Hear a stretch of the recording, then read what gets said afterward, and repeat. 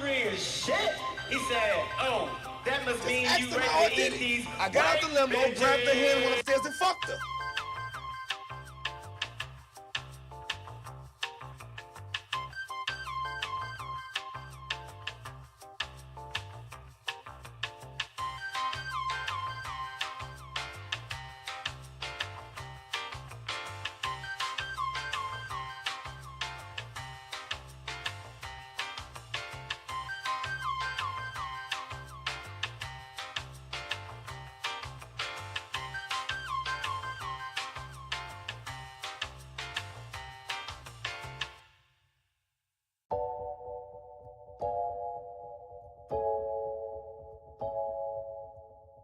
I would have been swallowed up. Have you ever been swallowed up?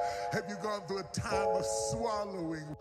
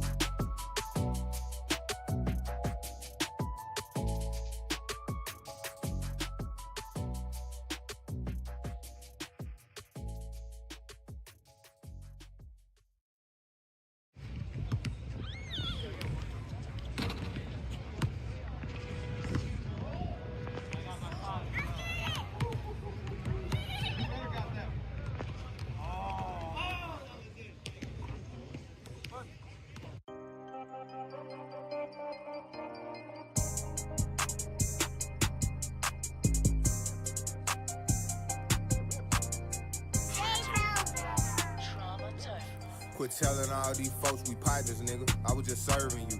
Telling all these folks we cool and shit. Nigga, the nerve of you. Bitch, your body faking, you ugly as hell, so I'm curving you.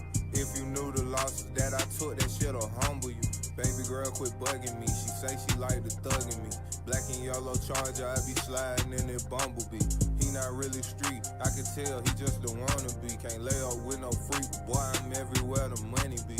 Grizzly about it. I come take your shit and you won't do nothing about it. Then go dump this shit and count the rats inside the stolen Audi. I spent 40K just to shop, this a Louis outing. Walking around the bay with this Glock, fuck you won't do about it. Nigga played you for them bags and you just charge it to the game. It ain't hard to see, I knew your pussy ass was super lame.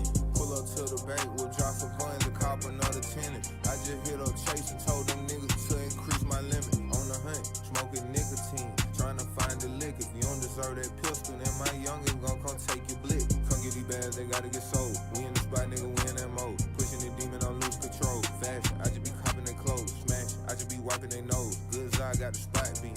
Big boss got a team in. Good drink got me kick snap. Star player, not the 6 man. We get that money, it's clear. I see why walking through clear. All of my diamonds is clear. Windows be tinted, not clear. That nigga pussy is clear. I have emotions, it's clear. I grow this shit and it's clear. I'm having bitches, it's clear. I'm having foreigns, it's clear. I have emotions, it's clear. That nigga pussy is clear. Quit telling all these folks we partners, nigga. I was just serving you. Telling all these folks we cool and shit. Nigga, the nerve of you. Bitch, your body faking, you ugly as hell, so I'm curving you. If you knew the losses that I took, that shit'll humble you. Baby girl, quit bugging me. She say she like the thugging me. Black and yellow charger, I be sliding in that bumblebee. He not really street, I can tell he just the wannabe. Can't lay up with no freak. Boy, I'm everywhere the money be.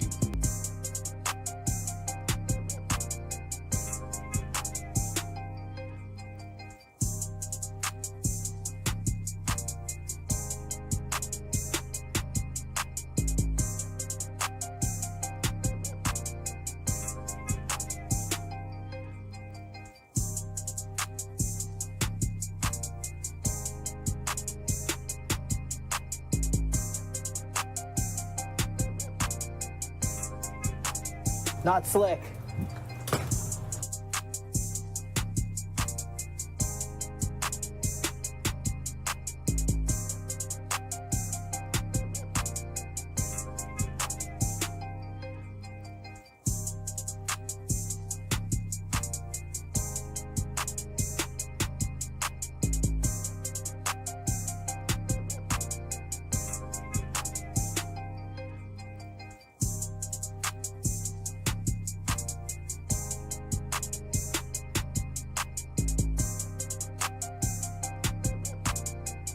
To Curry to quieten things down. On to play with each other, and we come down to the gold medal game. Comes back again with the fake at his best. The pick and roll line kicks it out to Curry. Again, makes space for himself. Last 2 games. Lovely dribble, puts it up. Oh, 20 seconds to go. They're ahead by a little. Just unbelievable. Extraordinary. Have you ever seen anything like it? What a player for the USA. 2 minutes. 2 minutes.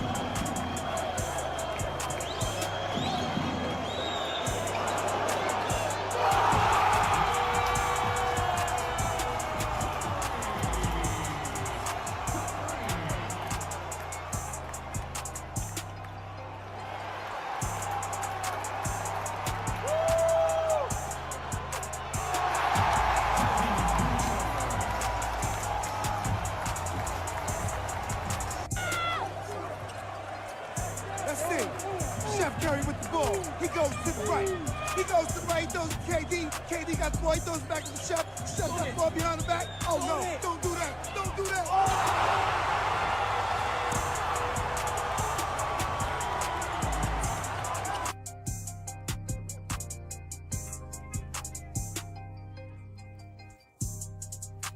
Better chill out about my mama, I know that.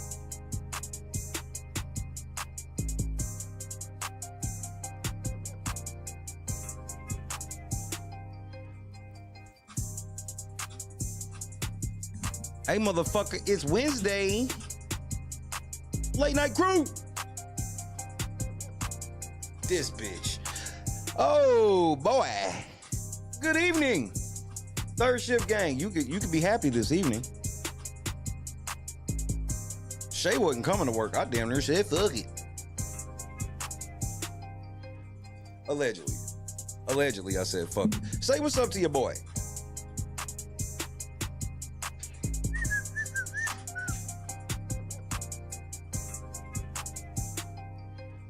Hey, Zaytoven, you a fool for that. Javon Barksdale, stay safe. Scott, Jackie, Janice, good night, Bob. Steven, that's Steven. Anita. Yeah, Anita, it's crazy. David, Laura, what's happening, cuz? Diggity, what up, though? Boston, what up, champ? Madeline, what up? Bird! It was allegedly. I needed a couple more minutes. I was coming. I just needed a couple more minutes. I couldn't shake the cobwebs up. Big, what's happening? But I knew the faithful would fuck with me. I was stuck. I ain't gonna lie, I was stuck. I was like, am I fucking with it? Yeah, you fucking. Get your bitch ass up, nigga. Oh, damn, Berg, I gotta send you some money. My bad. I forgot. Laura, what's happening, cuz? It's a great time to be alive. Taylor, karma a motherfucker, ain't it? Karma a motherfucker, ain't it? That motherfucker eyelash, nigga. Yes, Laura, I must dip into my treasuries. I must dip into my treasuries. I gotta get that old shovel and go out back. Berg done hit me with that 48-hour notice, so, and I think I'm late, so I gotta get that shovel and get out back immediately. Oh boy.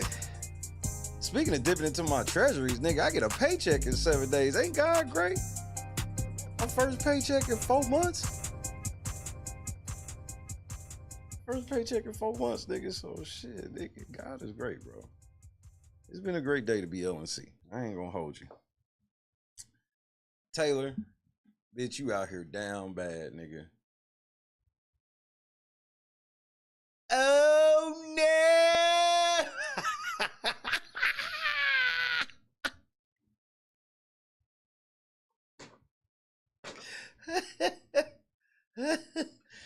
Them damn Dollar Tree lashes will get you every fucking time, nigga.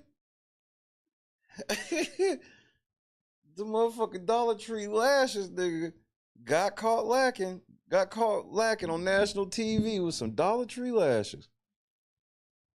Ain't this some shit? She's running out of batteries.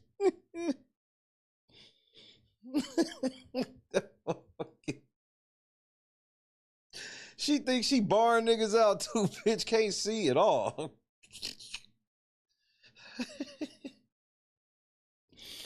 This is why I don't be fucking with people, because this is how you will get done up. Some shit like this always happen to people who it deserved to. It deserved, like, you deserved it.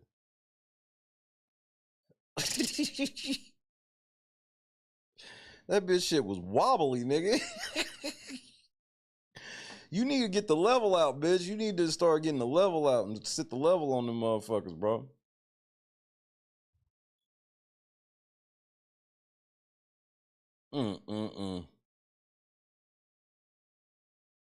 Nigga, when she dissed Jasmine's nails, nigga, when she broke Jasmine's nails, like, these cheap ass fucking nails, I was like, damn. Jasmine, whatever happened to them nails you was about to ball up, them Taylor nails, nigga?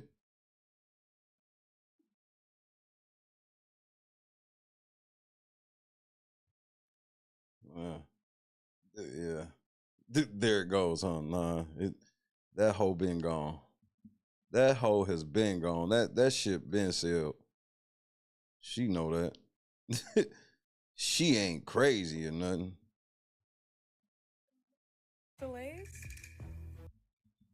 Where did the money go? In that weave. $700,000 weave right there.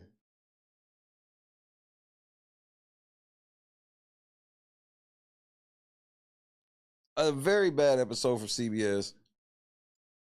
I'm still shitty about it. Bro, I went to bed. I went to sleep. I literally told Christy like 4 times, like, I'm so mad I went on the air. I could have enjoyed my dinner for real and relaxed and just came back like normal. Nope. Try to do one for the culture, and the culture gave me the bird.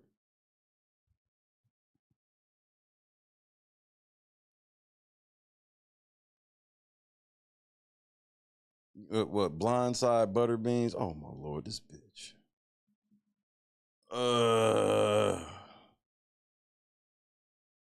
Mr. Beast. This shit, I like this Mr. Beast story because we gonna see how long it's gonna take for YouTube to break. YouTube has made it clear years ago that Mr. Beast can do whatever the fuck he want. He ain't gotta follow no type of rules whatsoever. And y'all be hearing about all the shit he do to other content creators, all the shit. And none of this shit, like a lot of this shit ain't even new. So I'm waiting to see what the breaking point is.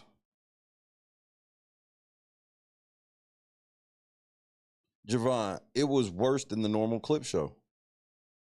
It was somehow worse. And then they ended with the BBAI instigator. Don't tell us what it means or nothing. They make everybody watch that episode so you can hear about the twist. And then you get to the twist and they go, we'll just give you the name.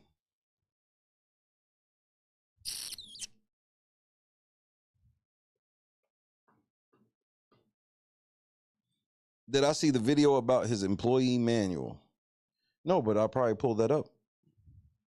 Oh, the one that said no means no? The no means no manual? Yeah, I did see that shit. He got a section in his motherfucking employee manual that says no means no. Javon, nobody ever trusts CBS again after what they did tonight. It was worse. They got to the end, it was like, all right, because I turned it off. It was really bad.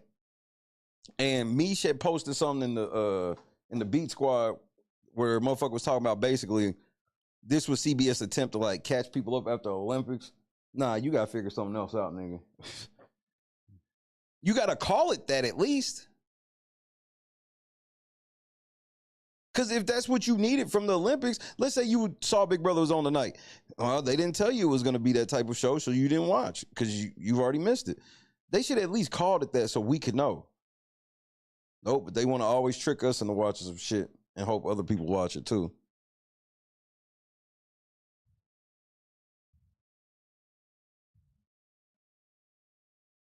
Yeah, I saw that shit, but Taylor don't know what the fuck she talking about. Like they told her. She is like clout. Bro, she was on hard today, nigga. She was running around the internet like, yay, I'm back. And it was like, do you not see your level of engagement? It's over for you like I said it would be. That bitch was like, everybody loves me and Shay and everybody over at LNC is going to do the same. No, we not, bitch.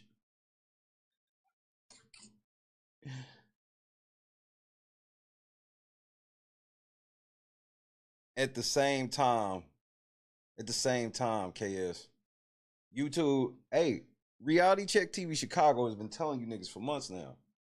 It is up for all liars in 2024 and beyond. So none of this shit really surprises me.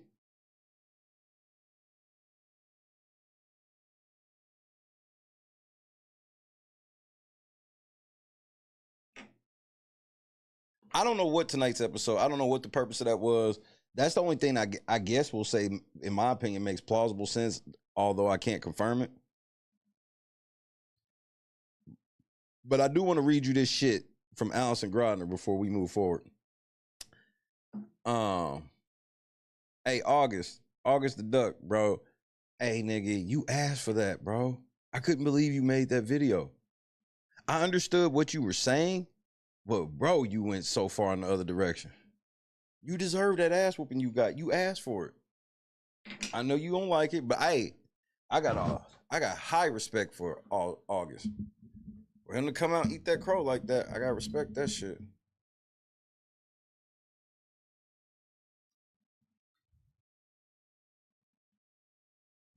I respect that shit.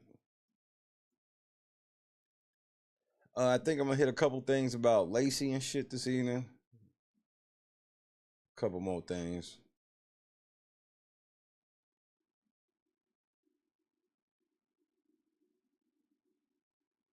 What?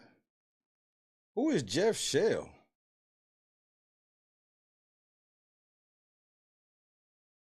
Jeff Shell faces scrutiny over past conduct as top Paramount job looms. What?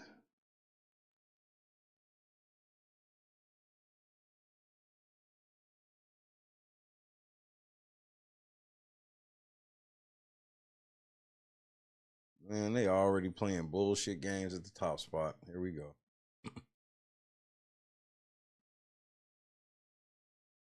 Let's get this article from these lying assholes up here right quick.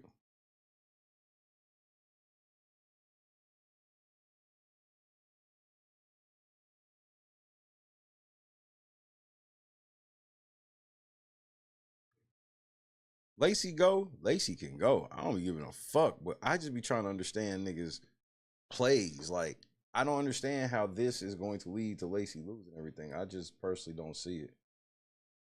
But again, I'll let it play out. Big Brother 26 producers address crazy first 3 weeks.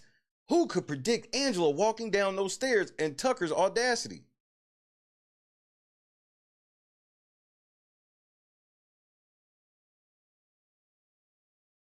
This is the foolishness I got out of bed for. This is the foolishness. This right here.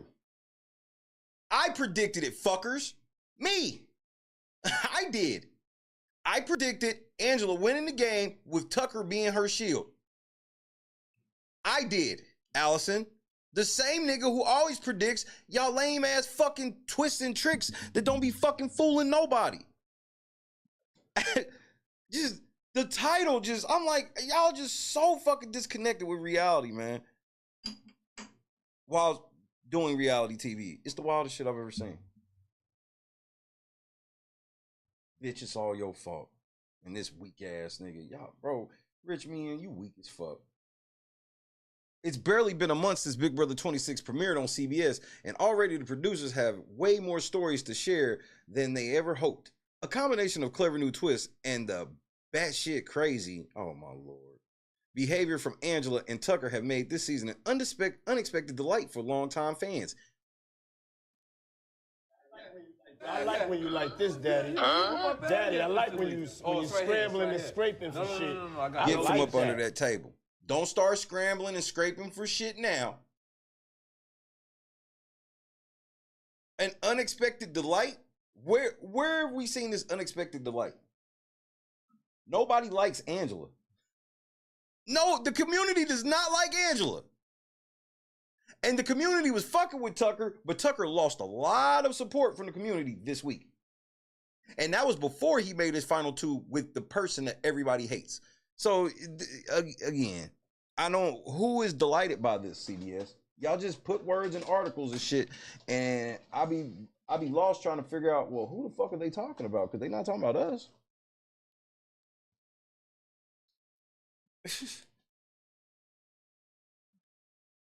You guys love Tucker and Angela, right? No, we don't. Motherfuckers was liking Tucker, but Big Brother purists do not like motherfuckers that go, hey, I want to go on the block. Hey, and when I win Veto, I'm not going to use Veto either. Oh, and then I'm going to complain about what the motherfucker did and da-da-da-da. What the fuck?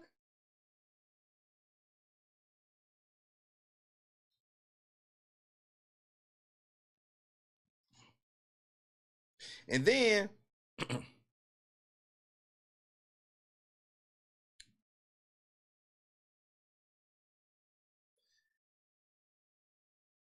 Cedric didn't do what Tucker wanted him to do. Where's Cedric at now?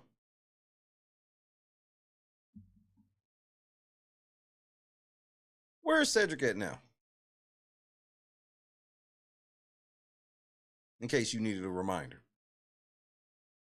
So I have no hopes for him winning AI Arena. I know everybody's like, but this would be the week where, oh, it's not a physical AI event. Oh, some luck. Tucker getting all these physical AI arenas.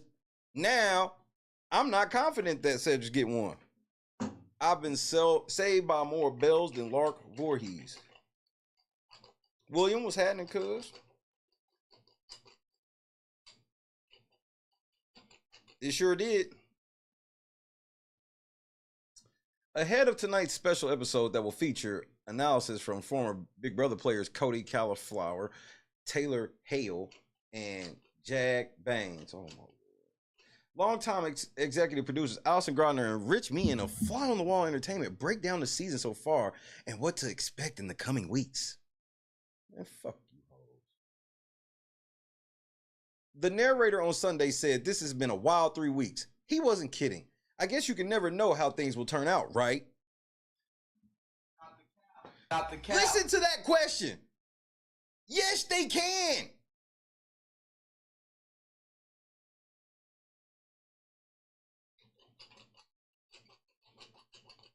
Allison says, I mean, obviously, we like to think we built the structure with some of the twists and powers and all of that. But in the end, who could predict Angela walking down the stairs, the Angela Matt thing, and Tucker's audacity? Those are surprises, and good ones at that. Yeah, because it's a white woman talking shit. If it's a black man raising hell like that, y'all putting him out of the house. If it's a white man raising hell like that, y'all putting him out of the house, especially if he ain't gay. So you can cut that shit right now. This shit where y'all okay with that behavior? No, a couple decades ago y'all were. Now it's only people like Angela can do that shit.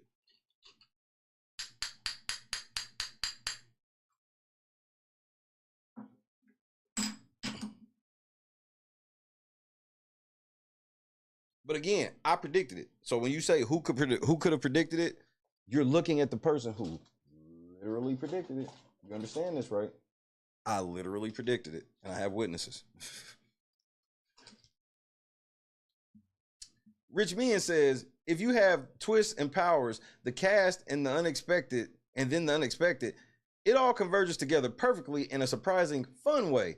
And then everything you hope for plays out. Nobody hoped for Angela to be here. That's what y'all thought. Y'all thought she was like the type of loving mom everybody could get behind, but you were wrong. You never know exactly how, but at least it gets played and it's entertaining and fun to watch. It's checked all of those boxes this season. Way to suck your own dick. Damn. Carl, what's happening, cuz? This nigga Rich Meehan in here deep throating himself yet again. Shit.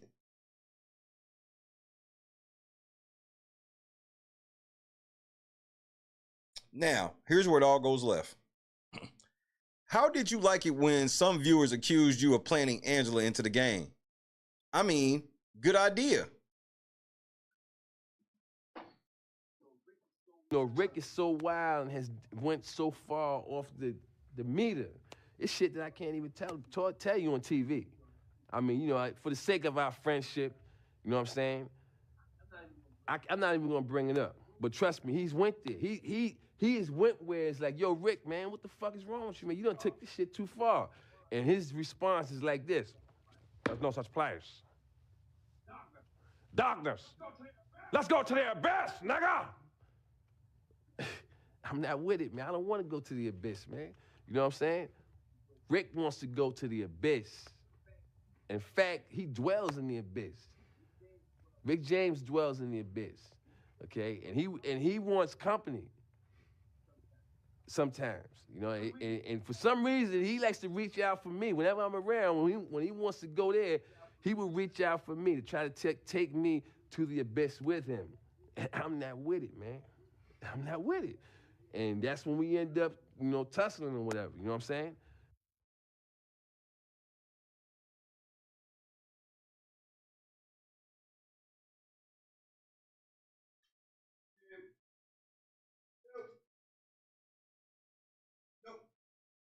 Nope. I gotta get some black people chips tonight. I gotta get all this white men and Allison Faulkner off. Taste out of my mouth. Yep. I'm gonna eat some regular Ripple potato chips and put hot sauce on them. Some shit you would never do, Allison Grodner. Even though you keep hot sauce in your bag. The hot sauce is in your bag, but somehow never makes its way to the fucking food. Everything is unseasoned with you, bitch. Everything.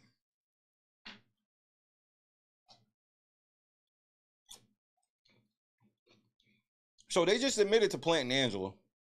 So if you ain't went and bet on Angela, Godspeed on that.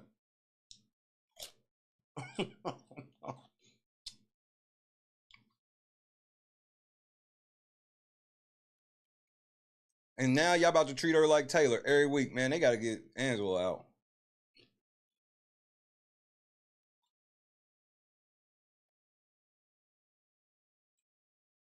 I'm with you. I'm with you, Janice. I want to stop snacking it every night I bring out chips.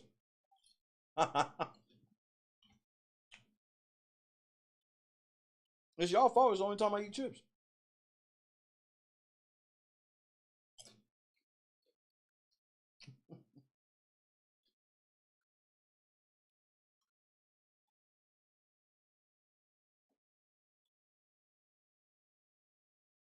Let's see Rich Meehan's answer. She's been so fun to watch, so unexpected. With all those things, I don't necessarily blame people for wondering because it's been surprising and shocking along the way. But it's also funny, the conspiracy theories that are out there. So I want you to understand, neither one of them denied it.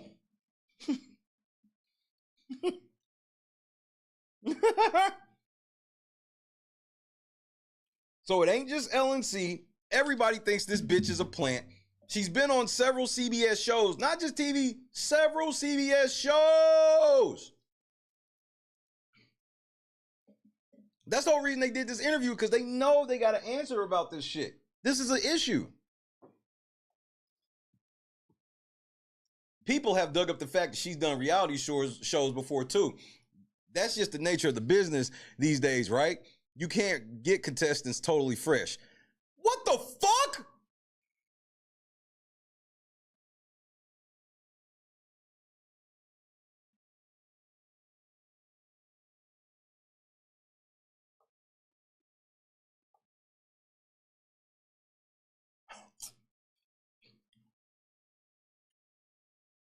What happened to the application process? What happened to regular people filling out applications? We pick regular people. Now they're like, nigga, you can't pick nothing but, there's nothing but actors out here. There's nobody that wants to be on Big Brother except this bitch has been on 11 shows.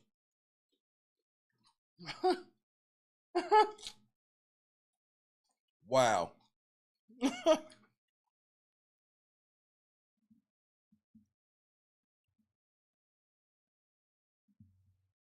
Just wow.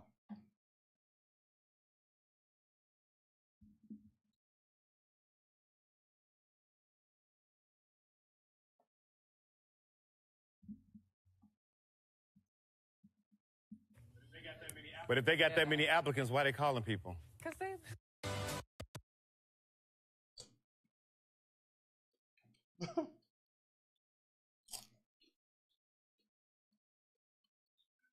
So now you see exactly what I was talking about. I do, Terrence.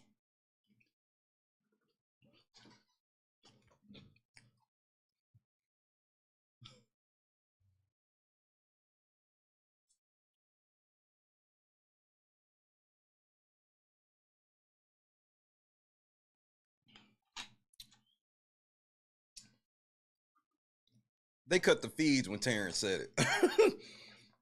And here we are now.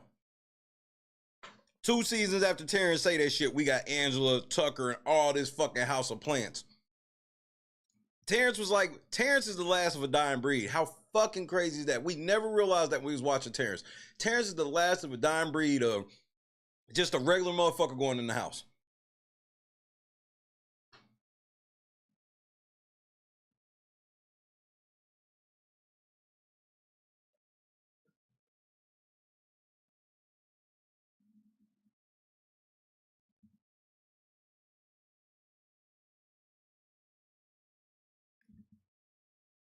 I would never insult Terrence and Daniel if I ever asked them to go back in that motherfucker.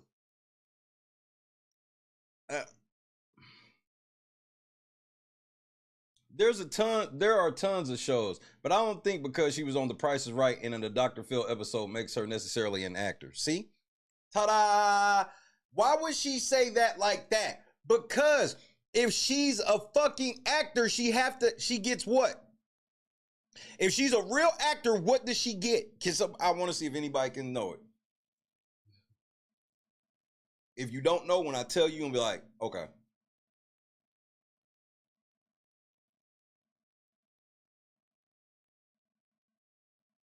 Confirm, Laura. It's one key thing. It's one key thing. If she's a real actor, she gets a SAG card. Which means she wouldn't want to do no shit like Big Brother anyway. So it's kind of like when you like, oh, I work for Google, but a motherfucker find out you just contract for Google. You don't work there, nigga. You contract for them. This is the same thing. If she's a real actor, she got a SAG card, and she ain't doing this. See, the whole actor thing is about classification. It ain't about how me and you gonna look at it. She's been on 50 TV shows, all acting a different way. Like, she's using the way that she acts to apply in all these different shows. No, that's called acting.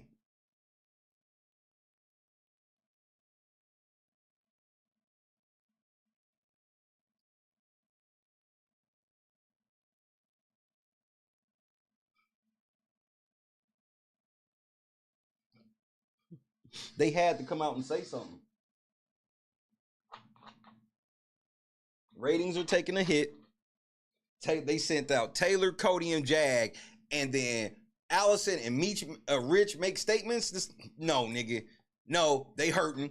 Yep, it's dark days behind the scenes. They hurting because that makes no sense. No sense, none, no nada. No condom, no nada. Big Brother is canceled. Snagglefoot and Turban, talk to Cody.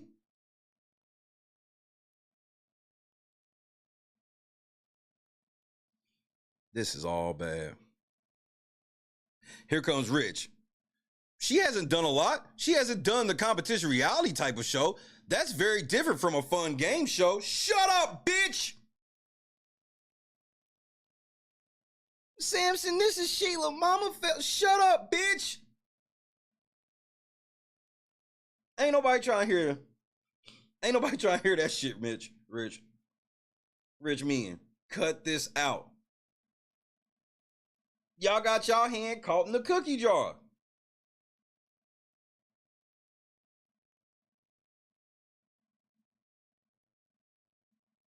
That's why Brooklyn said what she said. They hyping Brooklyn up.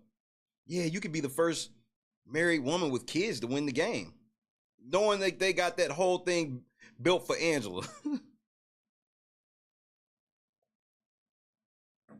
So nobody denies that she's an actor. They just admitted that they all know about her being on other TV shows.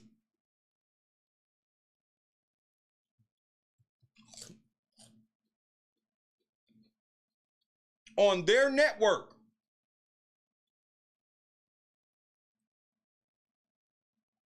She theoretically had to walk down the hall.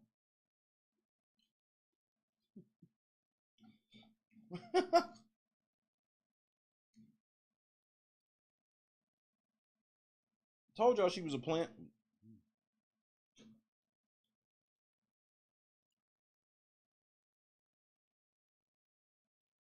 So, after them shitty answers, did you feel sorry for Matt when Angela went after him?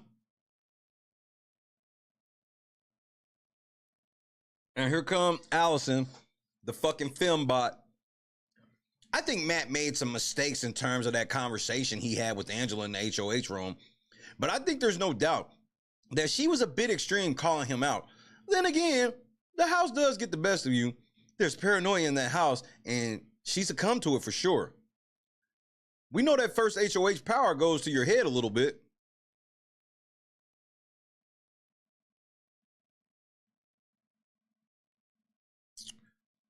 Did Frenchie get the same grace?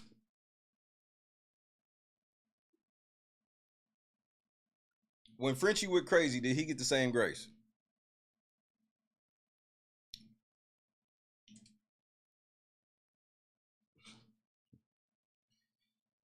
The caping for Angela is real.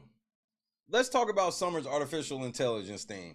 I thought it was an interesting choice, especially coming after the dual strikes when AI was such a big deal. Why did you do that? It's such a dumbass question. They did it because they riding the AI wave. That's why.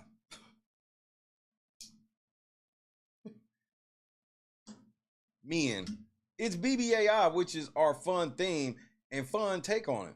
For the last handful of years, we've tried to find something that's buzzy and zeitgeisty.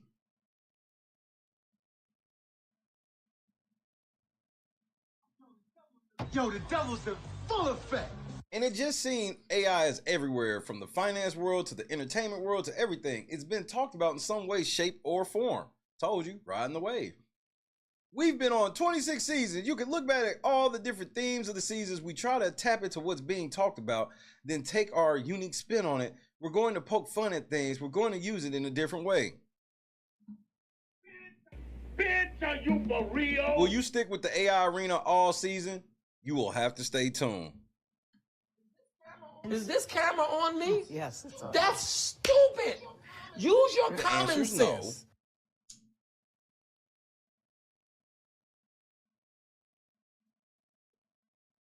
They always do shit like this in the beginning to make sure they protect people that they don't want to go home. The AI arena is an extra chance for somebody that don't want to go home, in my opinion.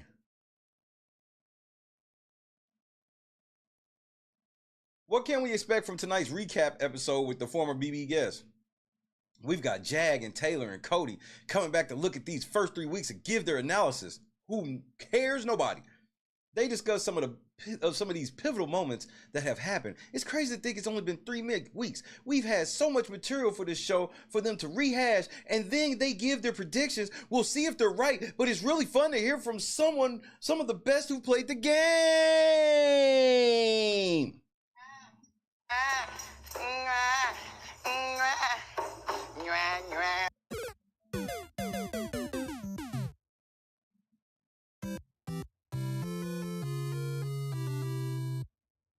When you say some of the best players that played the game, who are you referring to? Because you're not talking about Jag, Taylor, or Cody Cauliflower. We're not doing this. It will be great insight from players who have lived through it and have gone through it. We've never actually lived in the house. We've never actually played the game. So it's always fun to get that insight about how they're playing. Who's making good decisions and who's making bad decisions. I think everyone is surprised by how much has gone down the first 3 weeks when you look at the big events and the crazy moments. It's usually a season's worth, but we're just getting started. You know how this is such bullshit? The motherfucker just asked them questions about this first 3 weeks. And what questions were they asking? About Angela being a fucking plant. So while they sitting here riding their own dick, nigga, they not even listening to people. People telling them they face, hey, we see what you doing with Angela and we don't like that shit. What are you talking about? She was only on Dr. Phil and like Price is Right and Let's Make a Deal and anything else we've hid from you guys. See, CBS didn't, they could have came out and told us and it would have been different. They would have been like, we got this chick. She's been on multiple shows on CBS and now she's on here. Be honest. Nah, they try to play her like she's just it's just some regular mom. She's like, oh, I'm the mom that likes to party with my daughters. She ain't mentioned shit about, I'm the mom that's been on several different reality TV shows. That's why they sitting there like trying to, she hasn't been on reality TV before, like not like this. She was on Price is Right. That's a game show. She was on Let's Make a Deal. That's a reality. Both of those reality game shows.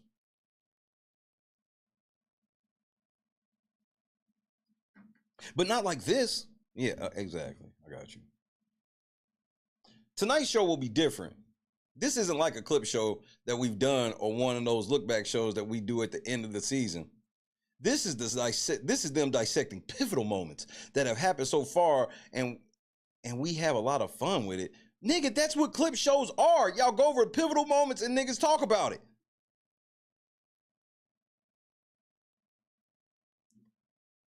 Choose Compassion was had there.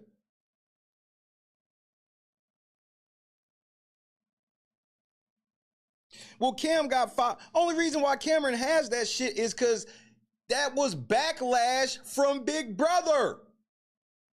Cam was like the only person playing, and everybody was tired of the Cerise shit, and everybody know he basically went home over Cerise shit.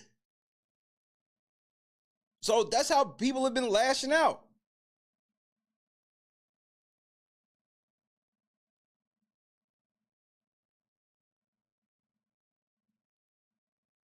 You talking about Cam from this season? Nigga, Cam got a whole ass YouTube page too. Other Cam got a decent following now too. It shouldn't be no 500. Thought that was steep for Cam. But Cam did get Cam from last year, which that's the other problem too. They get people with the same names every year. They be telling me they can't even find, bro, it'd be so many seasons where people got the same name on the season. Multiple seasons this has happened.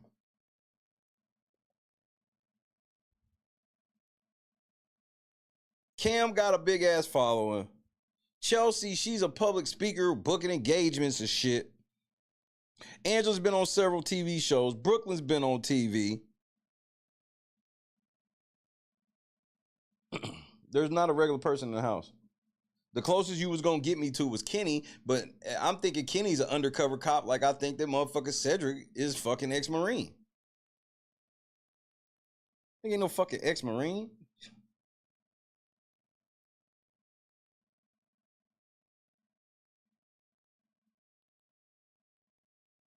Rubina been on TV. Brooklyn's a professional NHL dancer. See what I'm saying, bro? And then they like, well, why do you keep casting people like this? Is hard to get? No, they choose to get these type of people because they know they can mistreat these niggas. They can do them a little worse than they would do a regular person. A regular person gonna say something.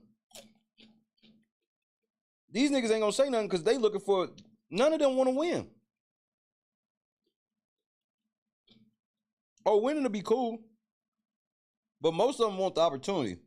They will put themselves in a bad position in this house, risk $750,000 because they think that CBS is going to put them on after. How many seasons we seen people do this?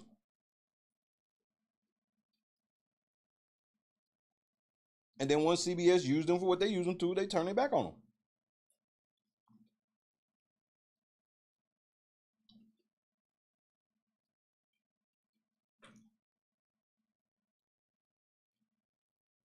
Right.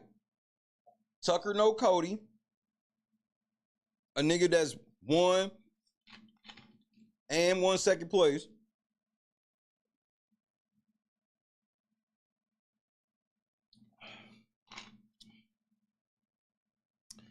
They just keep rigging it over and over.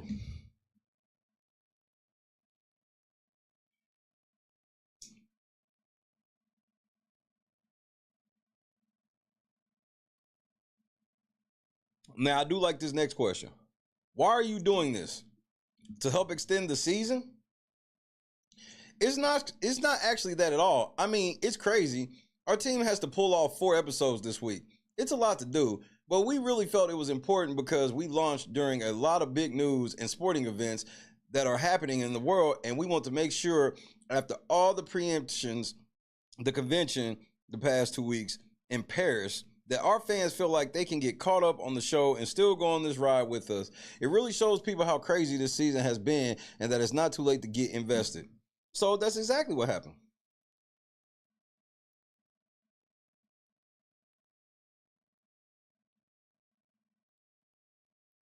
That's exactly what happened. They getting their ass whooped so bad that they trying to get people from the Olympics to come watch this bullshit. Because why would they care? No, what other TV show did this week? It's like, let's do a catch-up show for people with these niggas getting they still haven't released the ratings. When you hoe ass niggas gonna release the ratings?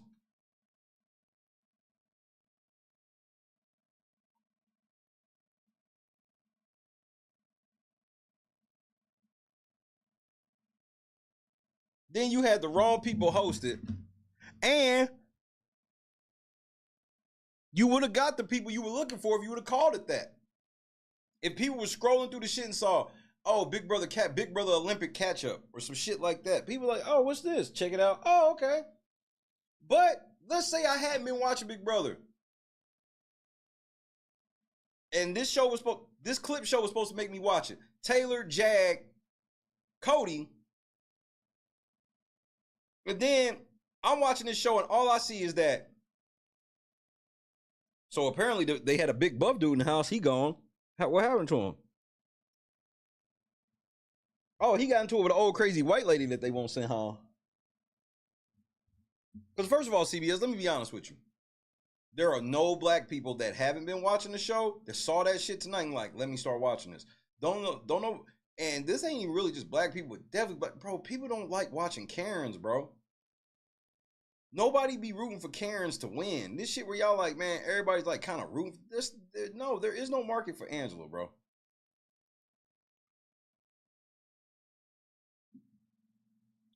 Well, that's the thing, Scott. Big Brother used to be that show that had that weight where it was like, all right, they gonna start late or they can start early. Big Brother had it where they literally could do a second show. They've done it before. It was like, we'll do a winter special. Bro, that shit would get blown out of the water. They tried to do reindeer games and that shit was embarrassing.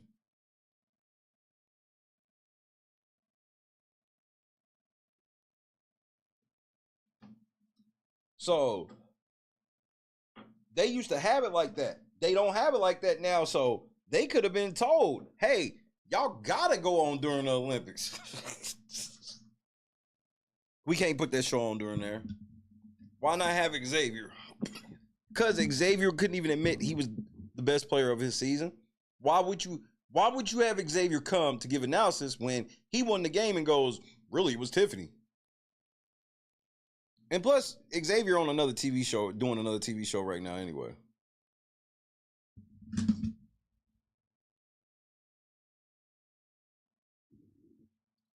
Hold on a second.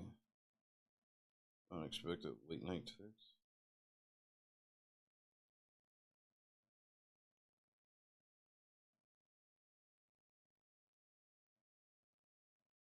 All right, we all good.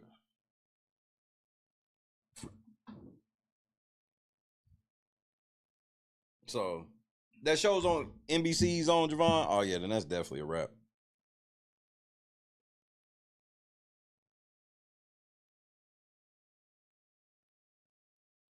Well, that's the thing.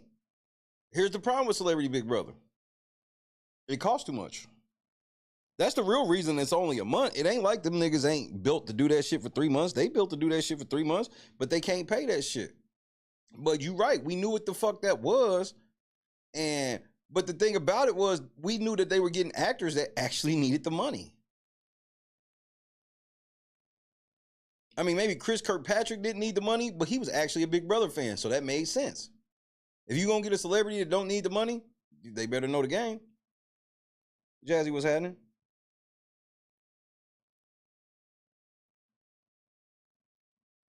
Yeah. CBB be PIFE, but it at least be entertaining. Because it's real quick, fast. And, you know, Todrick's crash out. I mean, there's 3 seasons of Celebrity Big Brother. Everyone got better. The first one was cool. It was a lot of little shit with, like, you know, motherfuckers wanting to go home and shit. The second one was much better. Much better. And then the third one,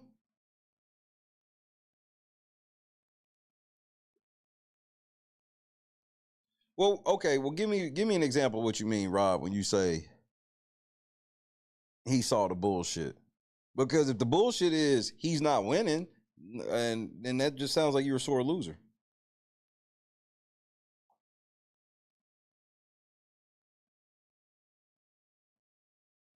Kenny seems like a nigga that's been trying to get on TV. Because I'm shocked by how he can't read a room. I'm like, bro, you basically quit the game You fucked the game up. Angela probably be gone. Quinn should have been gone if it wasn't for fucking you. And then you come out of the house and you want to get on fucking Instagram, do Instagram lives, all the shit. Nigga, don't nobody want to hear shit you got to say, nigga. I so don't. I don't want to hear a motherfucking thing you have to say. I ain't even gonna lie to you.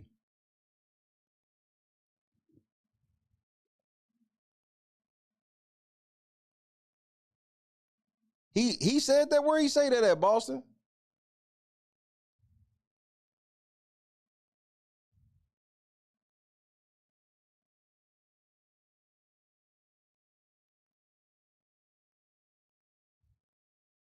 Interview with who?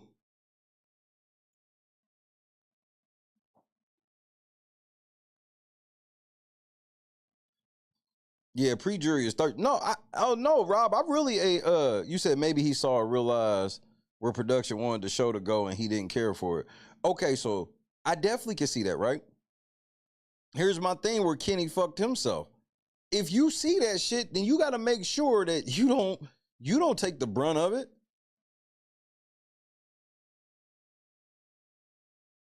So I believe it. Shout out to Sai. I just did. I already hit you back.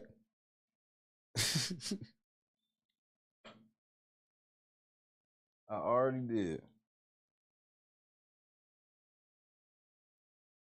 Because make sure y'all hit the like button.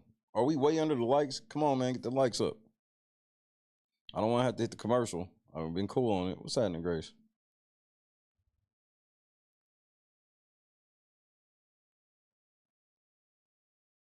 I mean, we reading this shit right here, and we sitting here. They flat out asked him about it. They didn't even deny it. They admitted she was on other shows and didn't deny that. Bro, y'all knew she was on other shows, and that's why y'all picked her. Stop.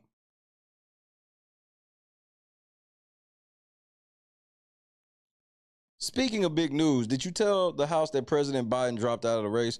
Why the fuck would they tell the House that when there's supposed to be no outside news?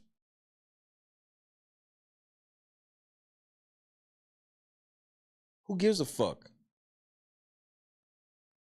Y'all said they not getting indoctrinated for 90 days. So knock the indoctrination out. We done. Mara was good. Fuck them niggas. No, if you saw Julie's interview with Matt, the one that was posted to social media, she told him everything that had happened from the assassination attempt to Biden dropping out of the race, and his genuine reaction was fascinating. There might be time later in the season when we will give them a little bit of taste of in a news quiz as to what they think have happened. If not, they'll hear about it on the way out. Why does the HOH pick all the veto chips now? Come on, Deadline. I got to give Deadline credit. When I first saw that they did this interview, I was not expecting much. These some real ass questions they asking, bro. They asked straight up, nigga, Angela Plant, what's happening?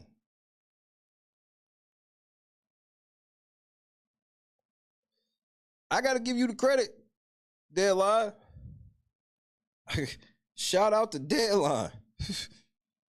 It's because there are 3 nominees instead of 2. You can't have the 2 nominees in the HOH because that's not enough spots. So since there's only 2 chips available, we have the HOH draw. It's for fairness. Otherwise, you have to leave somebody out. Leave the HOH out. Let the 2 people fighting for their lives pick chips instead of the one. They always say these answers being like, and it'd be the simple thing you can just flip the coin. And they'd be like, oh, we didn't think of that. Shut your lying ass up. Will you stick with 3 nominees for seasons to come? Oh, shit. No. Well, the 3 nominees were tied to the AI arena. We have done 3 nominees in the past at times, but this was specifically tied to the AI arena twist. We have a plan for how it plays out for the summer, so AI arena's leaving. As long as there will be AI arenas, we'll be doing it. People really like the AI arena, so I'm sure we'll talk postseason about it. Nobody likes that bullshit. Man, y'all are... The ratings do not back you up. We about to look at the ratings, Allison, with your lying ass. Well, that was Rich who said that. Same difference. It really gives the live show that extra drama. No, it doesn't. It feels janky, put together. That nobody knows what's going on. Everybody's confused. We just love the feeling and the excitement and the energy that it brings. And so far, they have been really exciting, at least in my opinion. Yeah, yours. They're quick, they're simple, but everyone's screaming.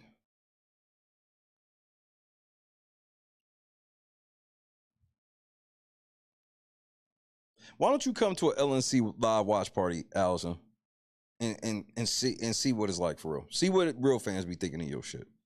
You won't. It's like a live sporting event. The AI arena is nothing like a live sporting event. Are these niggas insane? They said the AI arena is like a live sporting event. And which live sporting event is that?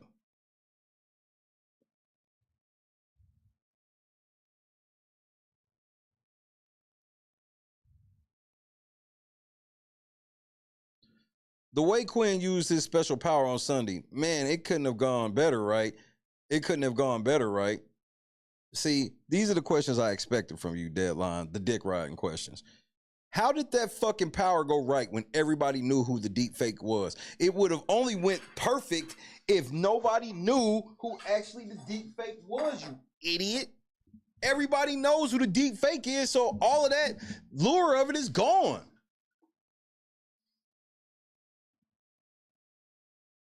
It's funny because when you design a power like that, you can play it in different ways. But the intent is that it can make you a target if you reveal it, which is what ultimately what Quinn became worried about. But in the end, the original design of it was if it was kept a secret, it would have been crazy and funny for Angela sitting there and having no idea of what was coming. And then suddenly she sees herself as an avatar and doing things that she never did or never said. That was the intent and the fun of it. It did change once Quinn revealed everything, but in the end, it's still a weird thing to watch yourself as an avatar talking. Thank you, Rich. Rich couldn't even bullshit out of that. Like, nigga, Quinn told everybody, so it did not go across like it should have. And Angela only acted shocked because they told her to. This is the same bitch we saw trying to fake cry. Nobody believes Angela when she's shocked. Everybody knows now that something that Angela can do on a drop of a dime is pretend to be shocked about something. Everybody knows this by now. If you've been watching this season enough, you know that she can just pretend to be shocked at the drop of a fucking hat, nigga.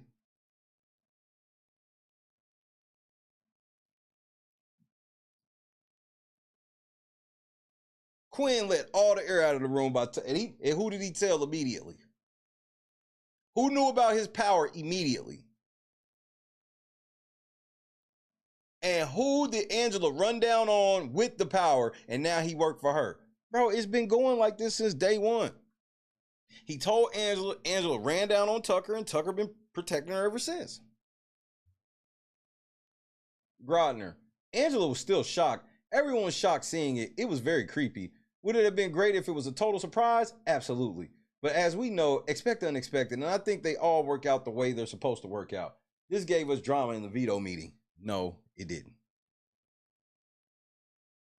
Why did we see some of the players get bags of clothes? Has that always happened and you are just now televising it? Obviously, we wouldn't normally show that, but it does happen. It's been happening for years. This is inside baseball, but we have to clear anything that has logos or designs on it. No shit. That's why this has the New Era logo covered. Because they made him cover this when he went in the house so he could wear this hat. So, I been knew that bitch. I own several pieces of things, multiple things that I got to send to Nop that literally we own that have been inside the house. And didn't Angela try, bro, I showed that shit. I showed it Grace the other night when she was trying to cry on the feeds and couldn't cry. And looked at the cameras like, I can't, no tears. Our team will take things they need to clear and then put them back into the house So what you saw was a moment when the bags of clothes came back to them that were cleared. And then, of course, something happened in the middle of it. So we'll always show something like that. Cap. That was a total accident. When she said, remember, she starts off by saying we wouldn't normally show that. But then at the end, it's like, we'll always show that. No, you wouldn't. You fucked up. Just like, you know you didn't. Bro, y'all turned the feeds on. The cheese room, nigga. Dude. Yep. You wanted to turn the feeds back off and couldn't. Couldn't you put up a sign that says, please do not keep telling Julie that she's beautiful. We all know she's beautiful. Get over it. The house guests continue to fall over her. It's because they all trying to be production pet, bro. You look amazing, Julie. Julie, you look so beautiful. Oh, you slay, Julie. Oh my God. She be sitting there with a fucking potato sack on. Julie, you look so malevolent. That's the word, right? Malevolent. You look so malevolent, Julie, in that potato sack. Bitch, shut the fuck up. The hoe got on a potato sack. I'm the only nigga that see Julie. What the fuck she got on?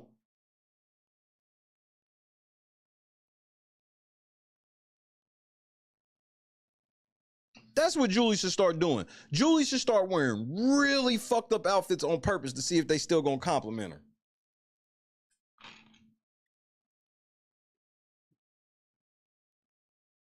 Oh my God, Julie, you're stunning tonight. Nah, but I'm telling you, his day is coming for that chinbot shit. Joe has no chance of winning for calling her chinbot. The chinbot curse lives on. Jasmine took the compliments to a whole nother level. They was telling us about how she was practicing all of them lines. Grodner, yeah, it's interesting. Those live votes are unpredictable. No, they're not. We predict pretty much down to, bro. I tried to help y'all sell this 10-1 against Goldberg, bro. Man, when the cast of previous seasons do something, it catches on, like the dancing in the hallway. No, y'all tell them to do that shit because most of these people don't watch past seasons. See how they try to do? No, y'all liked it, and then y'all be suggesting it. Y'all the one that let them niggas know the order that they gonna be going to vote, and then when they know the order they gonna go to vote, then they can plan that shit out. So stop, bro. Y'all niggas are liars. At least Julie sometimes has fun with it, and it can be entertaining, but I get it. It's a little much. Yeah, we got bigger problems with that.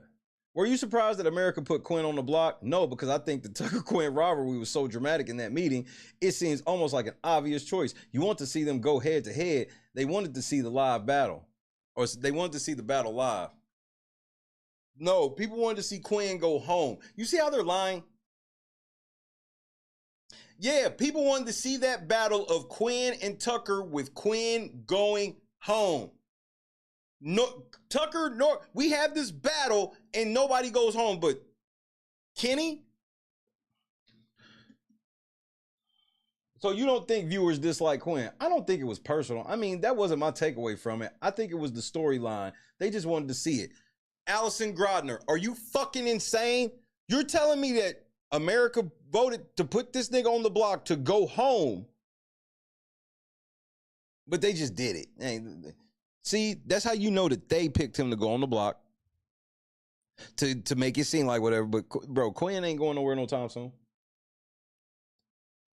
Did I hear the narrator on Sunday say there's going to be another twist introduced this week? Yeah, you'll hear a little bit about it in tonight's special episode. And then, yes, it's going to play out. I don't know if we gave the time frame, though. Right, Rich? No, I believe it'll be the initial tease concept that goes out tonight. And then probably on Thursday's live show, you'll learn more about it. So they told us they was telling us about it. We're not going to learn about it in tonight's episode. And then we going to possibly learn about it on Thursday. Why do y'all lie so much, nigga? This is why your fucking ratings suck. Who is the sleeper competitor so far? I think there are a few, of course, because we've had so much drama with Tucker and Angela and Matt and Quinn. Matt been fucking gone. They're all in the Matt been gone for about 3 weeks now. At the end of this week, he'll be gone 3 weeks. Well, actually Thursday, 2 days. They're all in the forefront right now. So you have players who are actually playing. They're just not as loud. T-Core is definitely playing. You are watching When Keeping It Real Goes Wrong.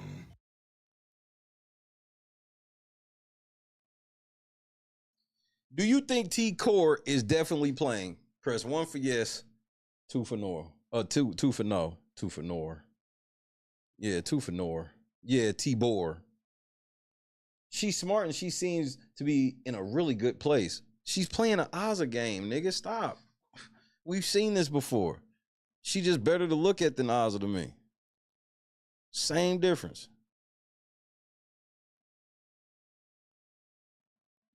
I think Chelsea's playing a great game. She didn't have any drama on her HOH, and she has a lot of friends in the house. Joseph's flying under the radar, though I'm not sure where.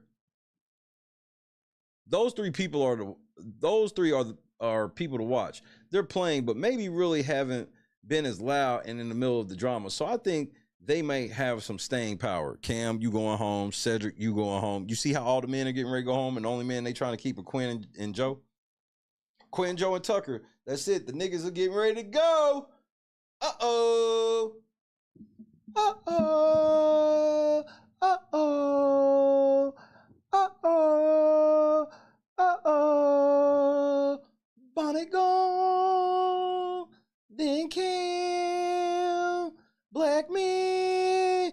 Get your ass on the block. There's only one race of men, and it won't be Negro. Y'all ass is gone. Uh-oh. Young Bonnet had one of the coldest HOHs you seen in a while, nigga.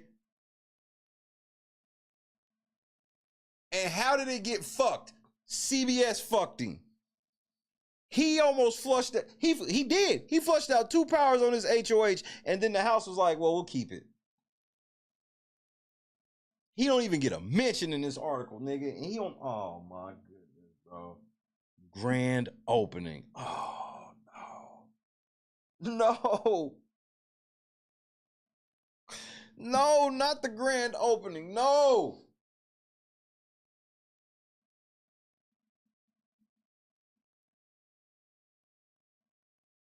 Does Cedric win the BBAI arena on Thursday? 3 for yes, 4 for no. Oh, this is not going to be good, bro. Here we go. Fuck. This is bullshit. First of all, I'm tired of niggas sitting on the block and not having on real clothes. We need to talk about it. They supposed to be dressed to the nines and everybody dressed like double eviction every week. I'm tired of this.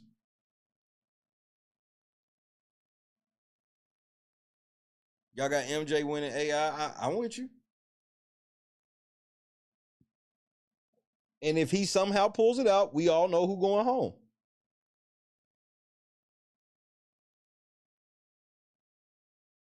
How is Eye Candy gonna go home over Gordon Hayward? Man, fuck. There's no way MJ's going home. She has America's veto again.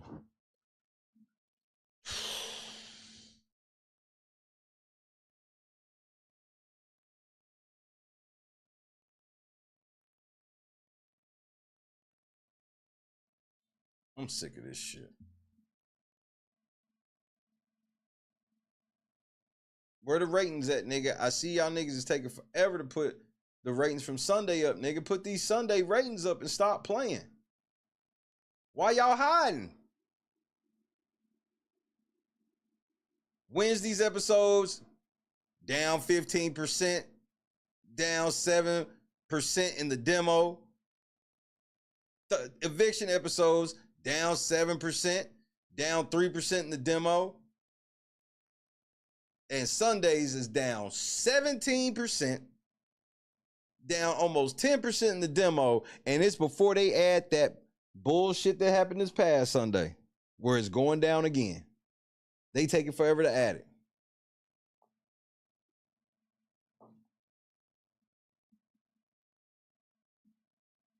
She could, Laura. But if she do, that means Cedric going home. I just don't see MJ going home. There's no scenario where I see her going home. I actually see her winning AI Arena to guarantee one of them go home. So when I say that these ratings are low, and understand, the red, it's where you see that minus, it's from last year's show. Last year's show was the worst rated show of all time. So if your numbers are in the red from the worst rated season of all time, what does that make this season? So while they sit there, oh, all these people voted and all this shit, how did 5 million people vote when they are only averaging on Sundays 2.3 million people watching, 2.7 million on Eviction, and 2.7 million on Veto? They not even averaging 3 million people watching, but we had 5 million votes. No, you had a bunch of crazy motherfuckers repeatedly vote and make fake accounts like they always do.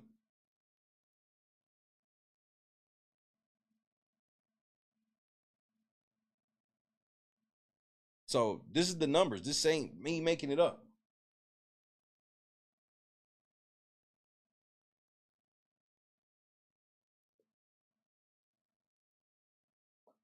And they keep doing, and now people are calling out, yeah, we know that Angela's a plant. What the fuck is this? Deadline asked them a good question, but was scared to just ask it straight up. Like, why do y'all keep adding plants? Why do y'all keep putting people that are former entertainers and been on TV shows and shit like that? Why do y'all keep using those people? Because we don't like those. No, they was like, well, is it hard to find just like regular people anymore? And they wouldn't even answer that. They don't know. They don't even check the applications no more because it's easier to do this. Instead of them having casting calls and shit all around the country, it's cheaper. Remember, Big Brother used to have casting calls in multiple cities.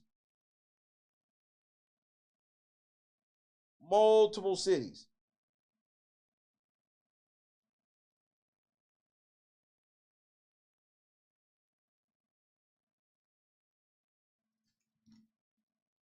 Now they do like 1 or 2 at best, and they're all out in Hollywood.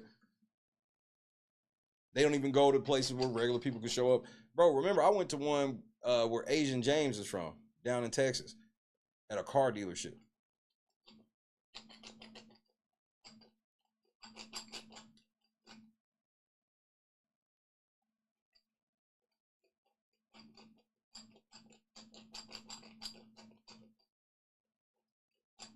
You was on Ricky Lake? See, it has to be a little deeper than that. See, Ricky Lake is old. Like, in the sense of like that. So like now, there's less real people on any. So that's where reality TV has changed. There's like really no more regular people anymore. They get people. What they want now are people that look like regular people that play ball.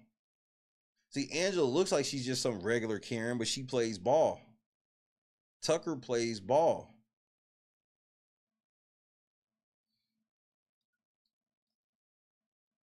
But we've seen this slow shift over the years where, you know, it went from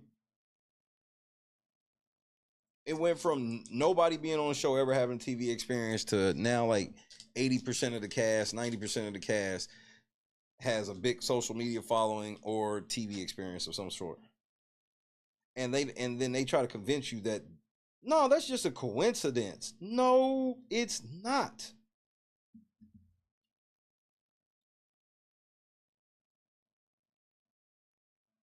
We've been following these ratings for years now.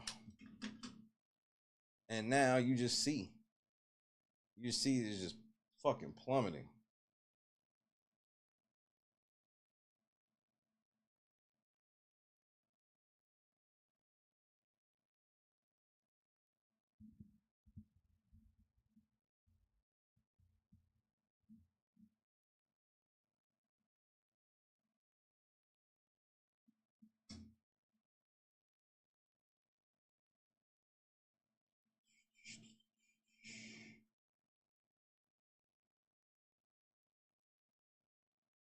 Where's the ratings for it? Well, let me just see.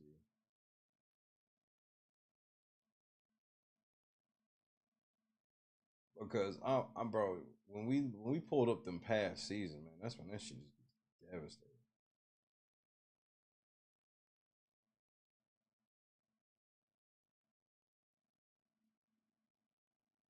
How do I get to the season?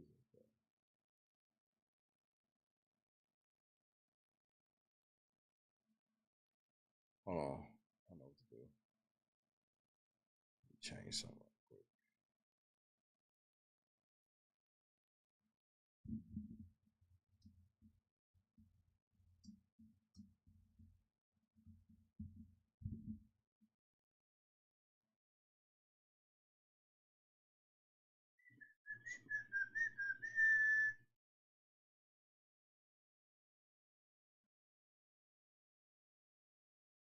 Oh, what's this thing?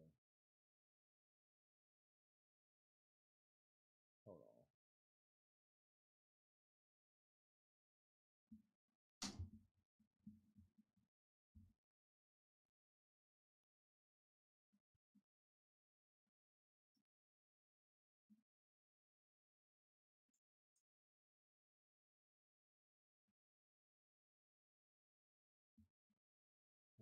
Is this the one with it?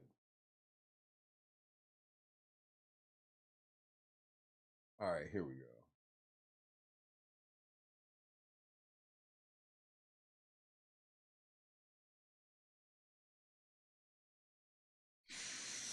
Shit. Damn it.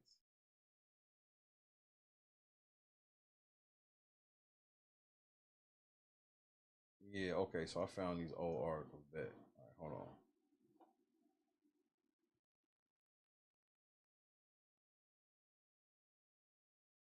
This is crazy.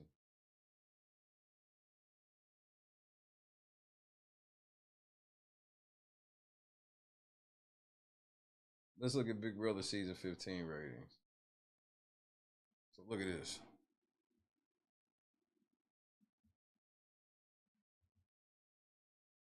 These niggas was getting in damn near 7 million people, nigga, on Veto episodes. 6 million, 6.5.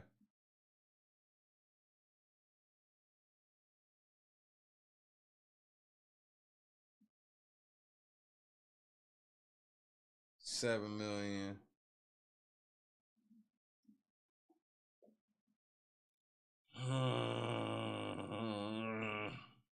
This ending, bro. They laying people off. It's ending. Fuck.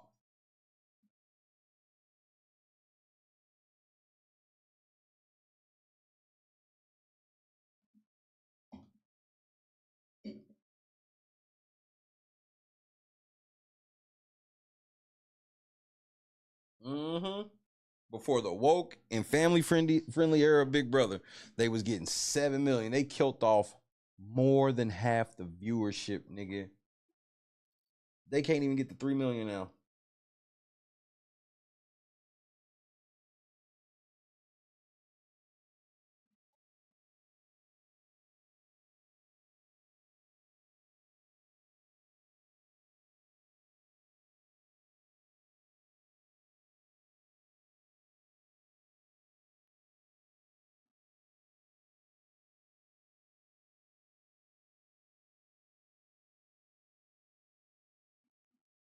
This is when they renewed.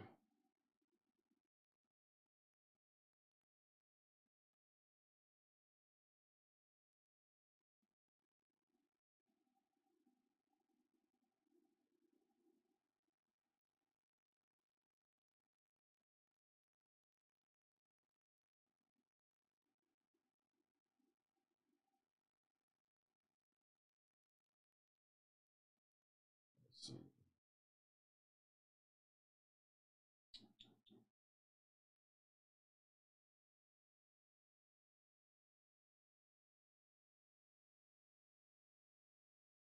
Let's see season 19 ratings on eviction night.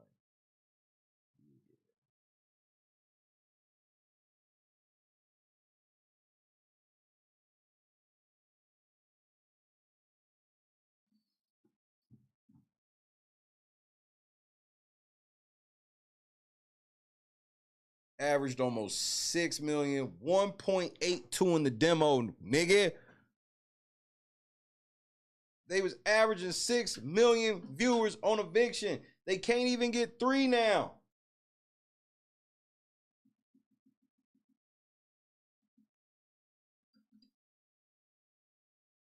More people are online than ever. They were ahead of the curve with the online shit. Now it's more people online than ever, but nobody wants to watch their shit. Why? Because they took all the fun shit away. It's boring. And then when shit start getting fun, you cut the feeds. This was the beginning of the end.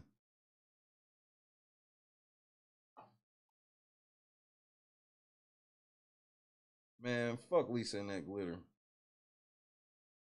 That glitter wasn't enough to send her home, though. Not in that scenario. Not for me. But, you know, I'm also not a plant. So, kind of hard for me to think that way.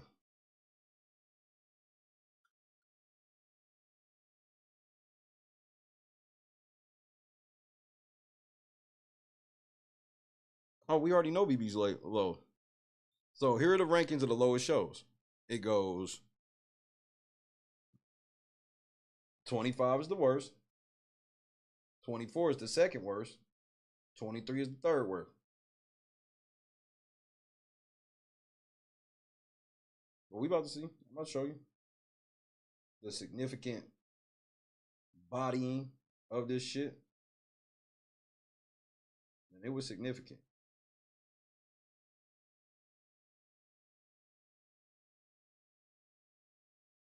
Almost 6 million.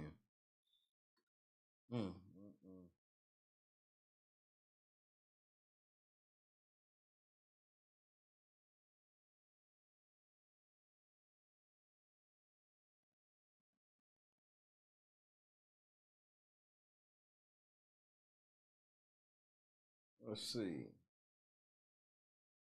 Season 23 ratings.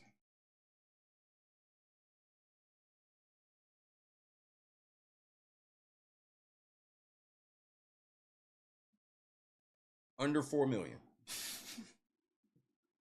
It's the cookout. Diversity. It was so diverse. Under 4 million.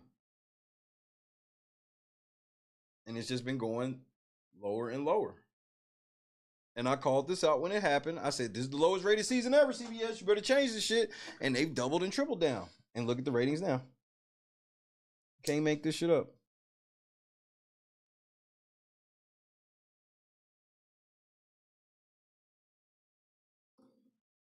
All that woke shit. People don't want to watch this woke shit on here. Did you guys tell him about Biden? Don't nobody give a fuck about Joe Biden over here. And not in the sense of like you want something bad to happen to him, but like this is not no political show, nigga. Like, why the fuck would we interrupt what's going on over here for Joe Biden? Did he die? No? Okay then.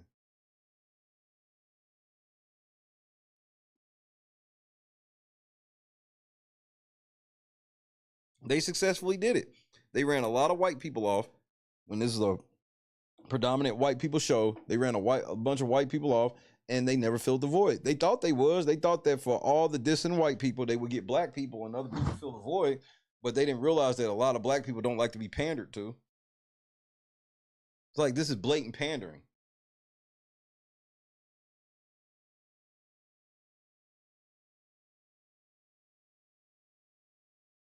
That's what I'm saying, Trues. We sitting here watching this shit. Everything ain't got to be a Civil War fight. They try to make everything a fucking Civil War fight. Everything.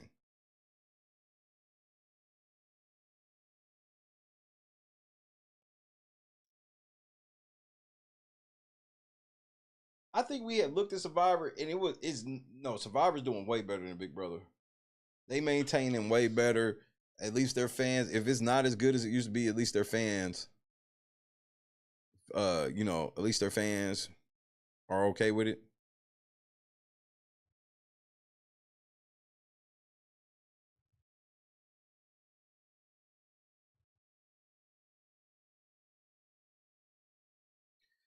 Well, here's the crazy thing, Javon. I honestly think they thought the twist were gonna do it more than anything. Because remember, especially early 20s. Well, this is still early. Well, it's late 20s, but the early 20s, they were really leaning into these fucking themes and powers around these things. Chucky was happening. So now this shit don't seem like a power. Like, this shit just seems like the powers are around the theme, but it's like, it's too much looming power. And I called this from the beginning. I was like, we got these punishments, then we got these two different powers that are massive powers, and then after those two powers, we got Ainsley that could just pop up at any time and make up anything. I called this. And what fucking happened? Ainsley popped up and made up anything.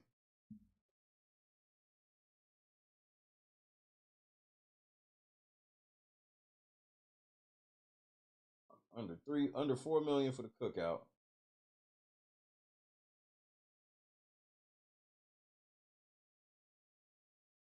So let's see, season 22, All-Star, talk to Cody.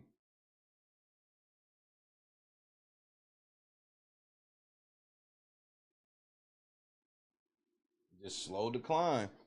All-Stars 2 was whack. That was not an All-Stars cast.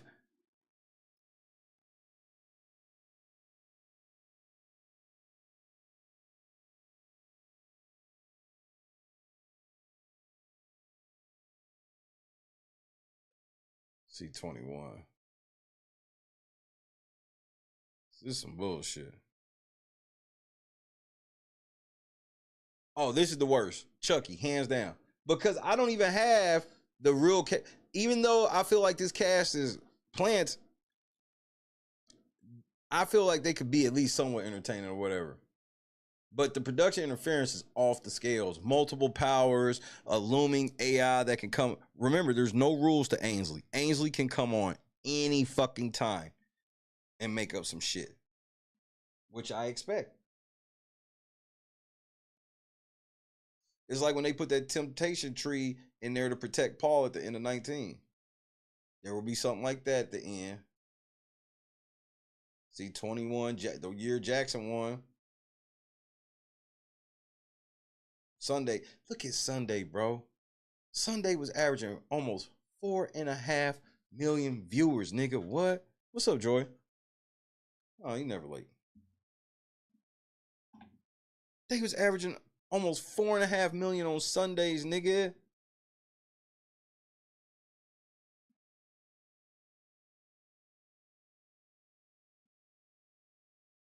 Yeah, they put a PIFE box, the PIFE tube. It's just every year they do this shit. Every year they get more and more bold with that. We gonna add this thing that, but little do you not know that it's just in here so we can change anything about this game at any time. Because we've seen season where they have these traps and then the production people are winning like they supposed to, and then all of a sudden the power just, you don't even talk about it no more. Or whatever the twist is. Literally blamed everything on the robot. Ainsley made it up. The BBAI made this up. Everything. She could come in, hey, let's have a second veto competition. I've hidden a veto in the house.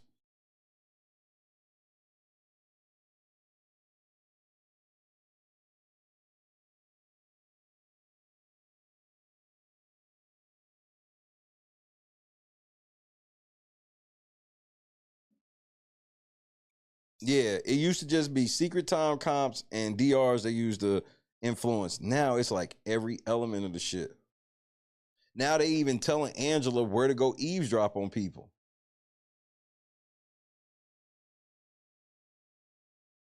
Yep, that was groundbreaking. Giving a nigga an 8-week power that was that powerful. AI can mimic their voices.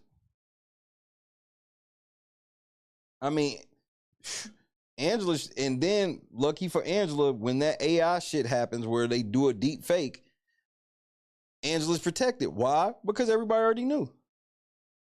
Anybody else, it would have been secret and they would have been fucked. I swear that wasn't me. What you mean that wasn't you, bro? It wasn't me. Do you think it ever get to the point where even the feeds are scripted? Nah, that's too hard. And that's too expensive to have niggas write everything. It's easier to just have, there are BB, there's always AI instigators and BB instigators. It's called production. And we've interviewed several players from the house, and they all have confirmed that production it's about the questions that production asks you. They will ask you questions that will make you question certain shit and move you in a certain direction. Remember, they the only people you get to talk to, quote unquote, outside the game. And what is the rule? The rule is you are not allowed to talk about production with other house guests. Or you're not allowed to talk about your diary room sessions with other house guests. Why? Because if you did, you'll find out the game they running on y'all. And if that's not it, what's the other reason? How come they can't talk about their diary room sessions with each other? What other reason is there? It's so they can be in there having you go after somebody without you even realizing it. They just bringing up certain shit. Well, how did you feel when blah, blah, blah, blah? You be like, what? They did that?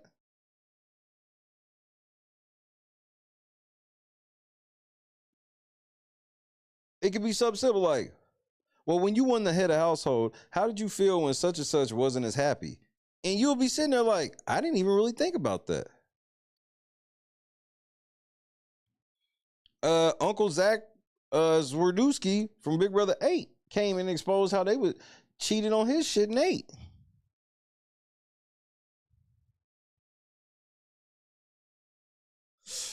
This might be the last run. Because they can only lose so much more. And ever since I said it's been going in the ground, since I said that the show is going into the ground and ending, I just pulled up and showed that the numbers have basically gone down in half. See, nobody ever, so when everybody be like, you're just a hater of the season, all I do is just point to the ratings. I'm like, nigga, you're in the minority. Me and everybody else think this shit trash. So you can call us haters all you want, but we the majority, not you. The amount of people I used to talk to on a regular basis about the house that weren't on YouTube and shit, I don't talk to any of them anymore. None of them watch it. The person who got me to watch it barely watch it anymore. Because it's so gotten away from what drew everybody to it. There's not really a conversation piece to it anymore. There's not all these elements. You're not talking about the big fight that happened last night and all this other shit and the plans. And I bullshit you not. Everybody that I talked to offline about the show, they've all stopped watching it. I know a few people.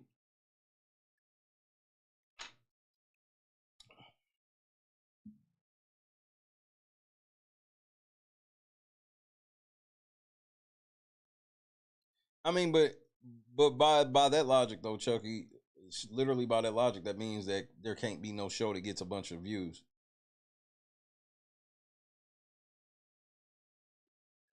You gotta give people stuff to watch. And Big Brother, I truly think the brand, I truly think that if, let's say somebody rich bought Big Brother from CBS, like, hey, I want to buy Big Brother from y'all. They're just the rights to the show or whatever. If somebody bought it and took it to YouTube, they would ball the fuck out. They would ball the fuck out. Easy as fuck to convert the feeds to 24-hour live feeds.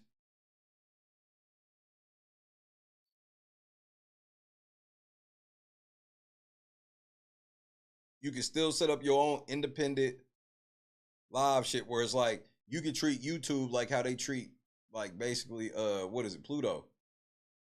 Then if you want total control, the rewind and all that extra shit, like the switching the cameras, you go to the website. It would because that way all the things that you really liked about it, that again, before YouTube got really popular, the things that you like about YouTube, the rawness, motherfucker cussing or whatever the fuck, just keeping it a buck, that was Big Brother. That was watching the live feeds. Now you don't get that anymore. You listen, like these motherfuckers used to sit in the house and have real conversations about all types of shit. Now it's all the same conversations about TV shows and what they trying to do and their aspirations. And it's all based around entertainment.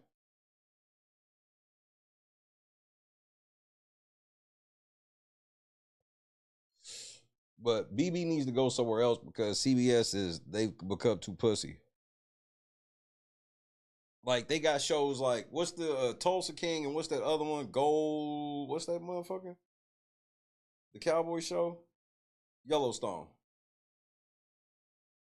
These shows are raw. And then when it gets to Big Brother, it has to be inside of all. It is because of who runs Big Brother. Allison Grodner, she's this woke, man-hating woman who just always comes up with these narratives of how we can embarrass these big, strong guys and women power and women empowerment. Bro, over the last like 5 years, that's what she's hardcore on. And the man fan base is pretty much non-existent anymore.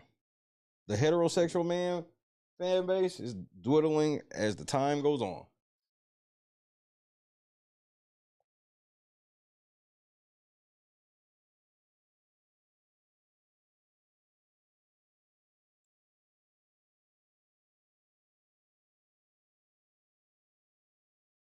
It's just like, I don't even understand their logic of why they have to make Big Brother so pussy.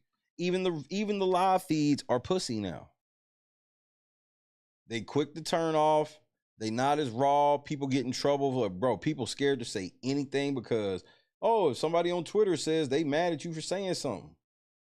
The only time people was getting canceled for shit they said in the house on the live feeds, it had to be like extremely racist or some shit like that. Nope. Let somebody get in an argument and call somebody a fucking retard. Everybody wants this person kicked out of the house. Oh, he said fucking retard. No, that's not Big Brother. And then you ask people when the golden era was, and it's when Evil Dick was telling motherfuckers that he had on cock pants.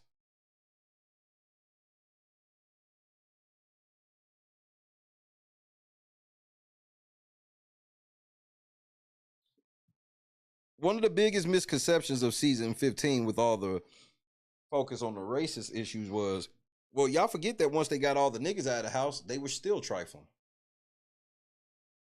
It was just some trifling fuckers in that 15 house period. So once they got all the niggas out of the house like that, they turned on each other, nigga, with the same shit. And then now it's like they too pussy. That was the selling point of Big Brother, was how real the shit can get. Now it's like any realism, they want it gone. So much so that now they try to cast people that they know aren't going to say certain things that will get them canceled.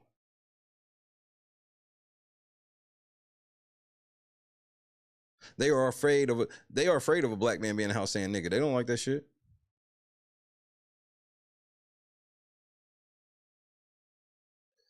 Well, that's true, Laura. I would feel that they would be more susceptible, but I gotta be honest, I don't see Twitter fucking with Angela like that.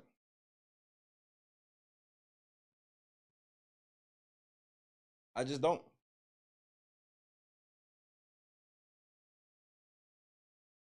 Right now in the house, I'm supposed to care what's happening, but yet again, nothing can happen in the house. And CBS has done this on purpose. This is genius. There can't be any surprise votes, because why would anybody campaign, or not even necessarily campaign, but talk a bunch of strategy when it's like, we got to wait to see which one of these three people going to win, and we don't even know exactly what comp, so we can't even really guess who's going to win. We sitting there doing all these plans. If this person wins, we'll do this. If this person wins, we'll do this. Then I can't even campaign for real, because everybody looking at me just kind of like, I can't really make you no promises because you might lose. And what can you say to that? You can't really say nothing. Oh man, nah, I promise I'm gonna win. Okay.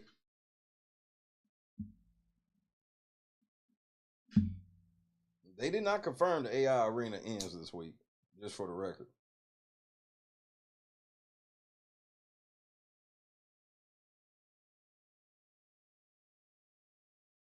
I do think that it's probably just a jury thing, a pre-jury thing, rather. I'm hoping.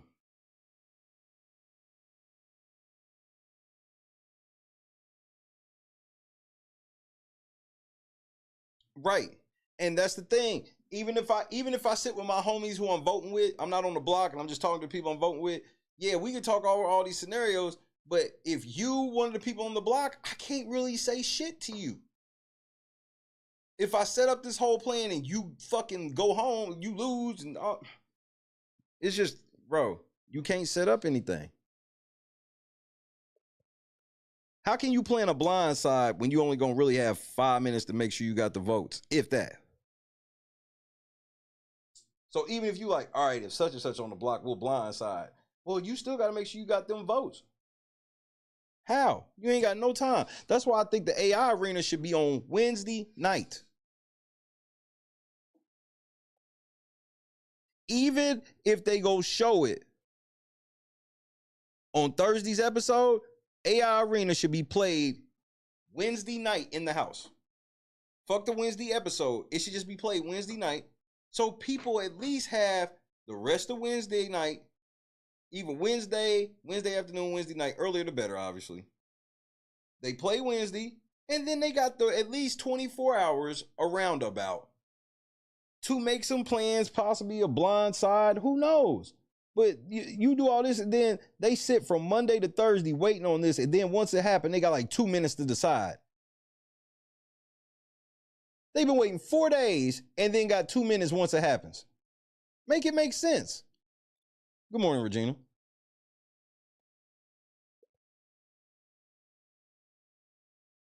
Because at least I know, look, keep it 1,000.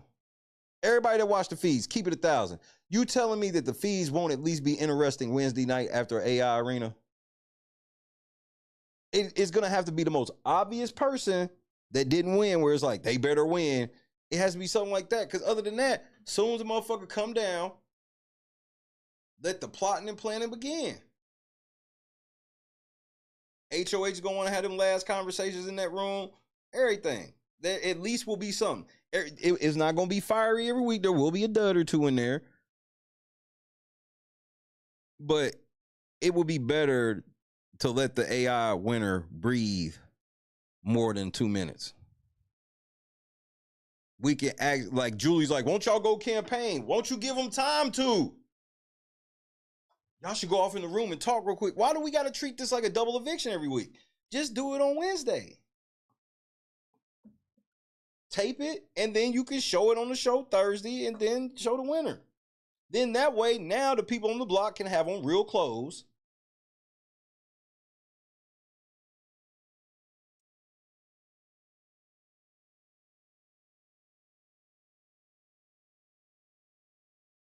Well, here's the thing. That's true, Janice. I've seen how that goes. The only problem with that is at least motherfuckers are still talking. There are no conversations right now. Because what conversation be had except the next week conversation? And then, again, there are some seasons where people don't let up or give up. Where if I could have been one of them people on a Wednesday night thinking I'm going home, I'm hounding the shit out of everybody. But if I got this AI arena, I don't nobody want to talk to me right now because everybody's going to give me well, we'll see what happens with AI arena. And what can I really even say to that? I can't even say none of that.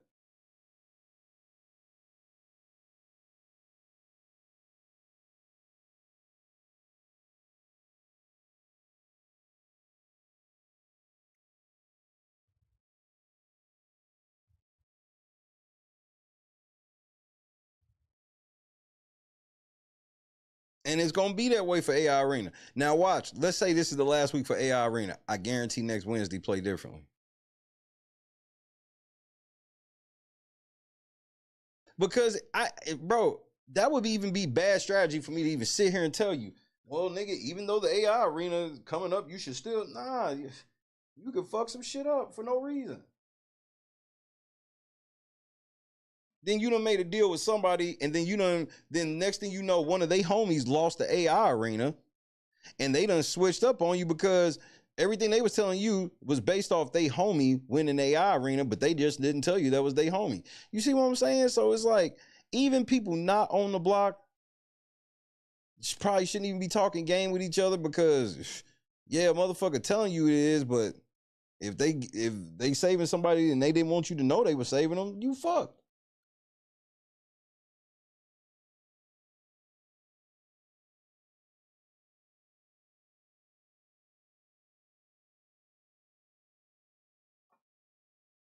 We're going to see if that holds up, Javon. And not even in that good way, Boston. Not that good messy either. Exactly, Laura.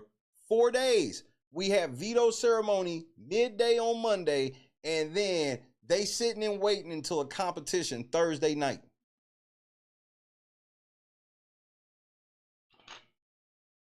That's more than half the week they sitting there. It's only 7 days in a week. 4 of the days they sitting there waiting.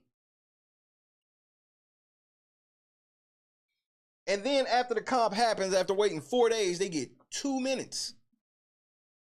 They should have that comp Wednesday afternoon. It would make for everybody gonna be watching the feeds Wednesday. Waiting, if nothing else, waiting for the feeds to come up to see who won.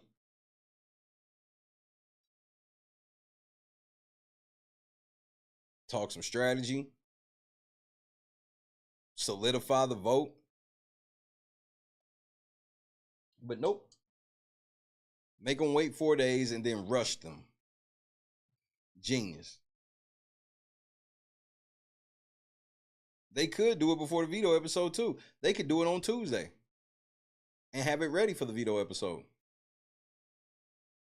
They actually could do the AI arena on Tuesday and then just let them have Wednesday and then get ready for Thursday.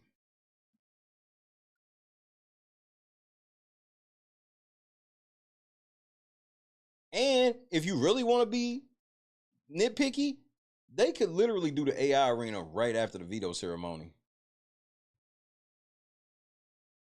If they feel like the editing team needed more time, they could do it right after that. Because at least if they're going to make them wait the 4 days, let them have something to talk about game-wise. They have nothing to talk about game-wise for 4 days. At least if the winners already decided they got shit to talk about. Yeah, there's times where people are going to have it set in stone and nobody's going to listen. But I'd rather it be that than this, personally. I'd rather be that because at least I see what type of people these are. I don't know what type of people these are in the last 4 days because it don't matter. It just don't matter. Yeah, I hear you, bro, but we're going to see what happens at AI Arena tomorrow. That's pretty much everybody's answer.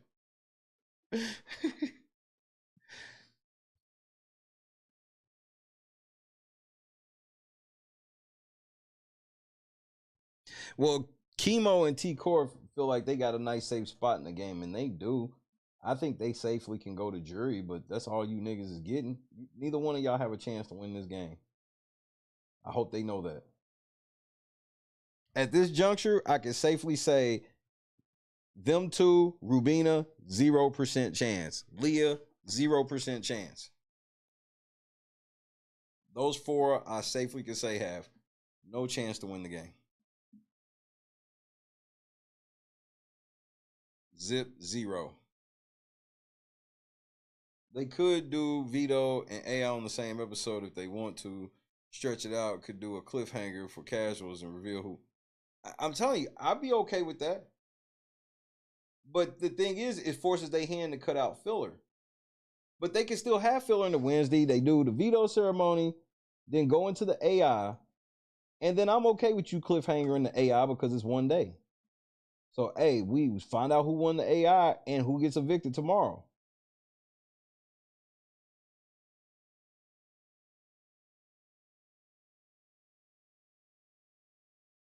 And they shouldn't care about us knowing because us knowing never affects the viewership of the show except shit that they always gonna show. Like when it gets to like a last veto, yeah, motherfuckers find out on the feeds, like somebody in the final 5 lost the veto. Yep, they done. They gone. They're not gonna make it to. They're not even gonna make it to that next episode, my nigga.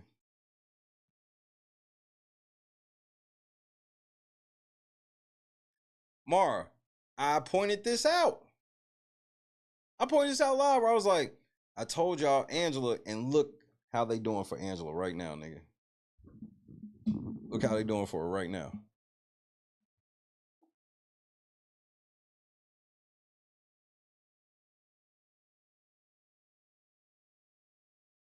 Oh, no, I wasn't saying it like that. I know you wasn't here. I'm just saying, I'm talking about like, because I was really referring to like my show earlier where it was like, when that shit was happening live, I was saying exactly what you were saying. I was saying exactly what you were saying. I was just like, I'm like, y'all sitting here just literally telling everybody what I've been saying for the last 2-3 weeks is, well, this is clear. Go look at when I did the first video, when I found out, because it wasn't just that I found out Angela had been on a TV show. She wasn't the first. It was the frequency. It was like, yo, she been on, and then you start seeing like, wait, these are all CBS shows.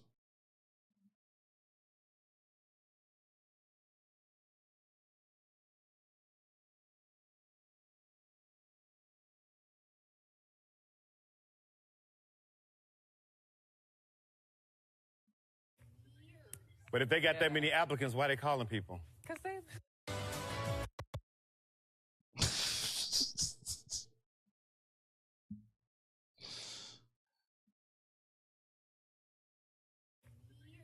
But if they got that many applicants, why they calling people? Because they...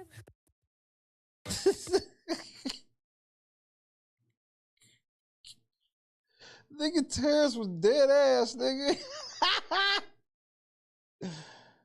Dead ass. I'm so glad I saved this clip forever. Oh, this is that hat for the record. This is actually that hat. Terrence gave me this hat when he came out of the house because I owe Terrence everything.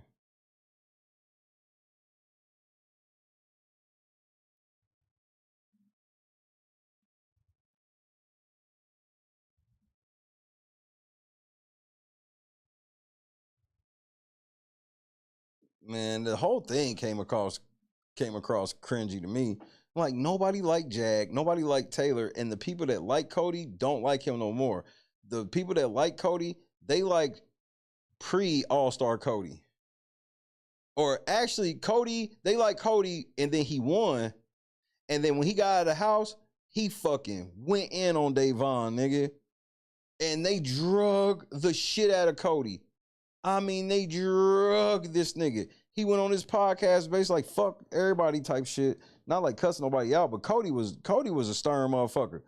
And then all of a sudden, Big Brother 23 happened, and Cody was like, I love black women type shit. It's like, who the fuck is this? Like, Cody switched his whole shit. She don't look like Smithers in that picture? She don't look like Smithers on the screen, Clee? Come on, I'm trying to tell him. Soon as Cody got that hate and wanted to start that podcast with Derek, I think Derek told him, was like, you got to change that shit if you want to win in this shit. And Cody did. So now Cody's a pandering beta male. Nah, Cody was a dick too. I'm telling you, after All Stars, Davon said something, and Cody went in on Davon on Twitter, nigga. And then he said something in his podcast, was like, man, that shit was all Davon's fault. She was the one doing this, and the third. They chew his ass out. And then he started reporting on Big Brother 23, and he changed his whole tune. All of his fans were like, what the fuck happened to Cody? And then he started getting new fans.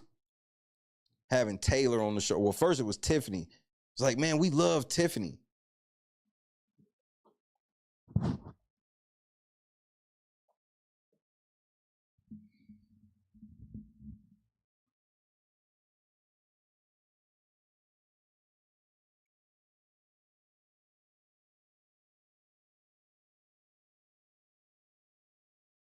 Yeah, their live feed correspondent.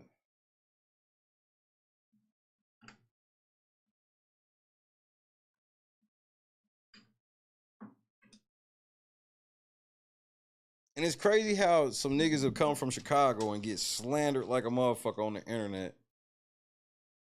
And motherfucker, bro, the shit they tried to do to Terrence is still to this day. And bro, he leaned into that shit and they ain't know what to do. Why? Because that nigga, and then he tried to be cool with the whole Taylor shit, but it was just the same way she tried to do me. Nah, it ain't. You can't just be cool. You gotta bow down, and if you don't bow down, that's a problem. They be want motherfuckers to bow down.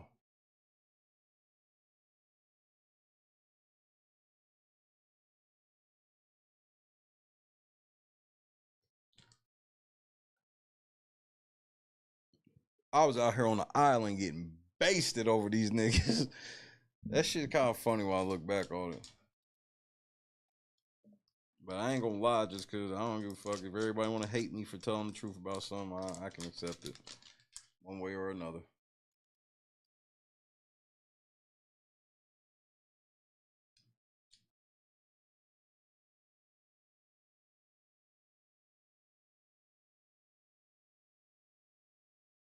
So shout out to Terrence. All right then, Boston. Good to see you, champ. Good to talk some big brother. I know I was supposed to be talking about some other shit too, but I got caught up. You know, it's my shit. I'm upset about my game.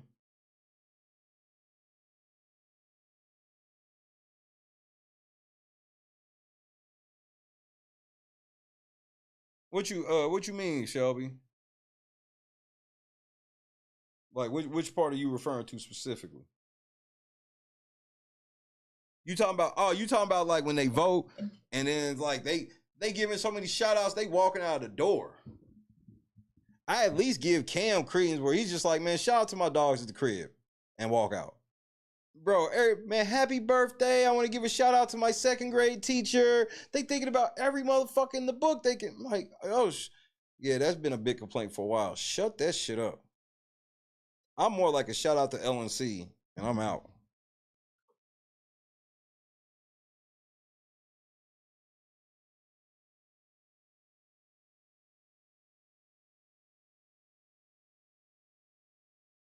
I missed the family interviews and I missed the HOH interview on eviction night where they let the HOH go upstairs.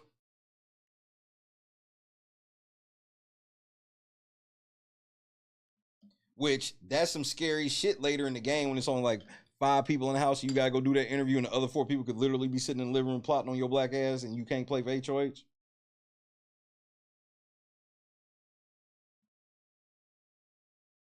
They took all the fun shit out. We can't even have the key wheel, bro. The key wheel is just simple fun, and it adds a whole level of drama to it. You waiting for your key to come out, and then your key fuck around don't come out. Because remember, putting your key around your neck that was how you signaled that you were safe. Now we don't even have that moment where everybody puts their keys on anymore.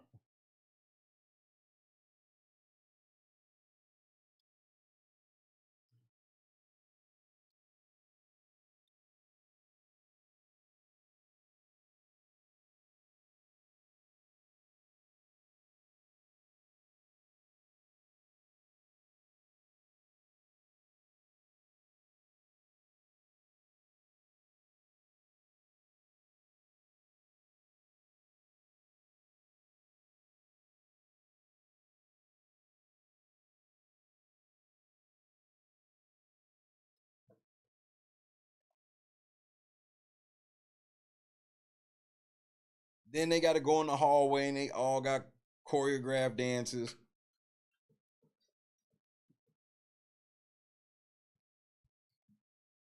Nigga, go sit down.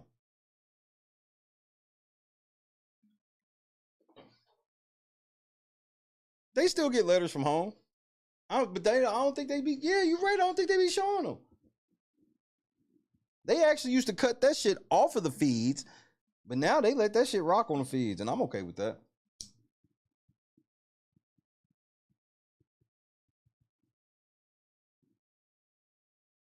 Big Brother Africa has the best immersive experience as far as the transition from feeds to the show. That America should strive to be like them.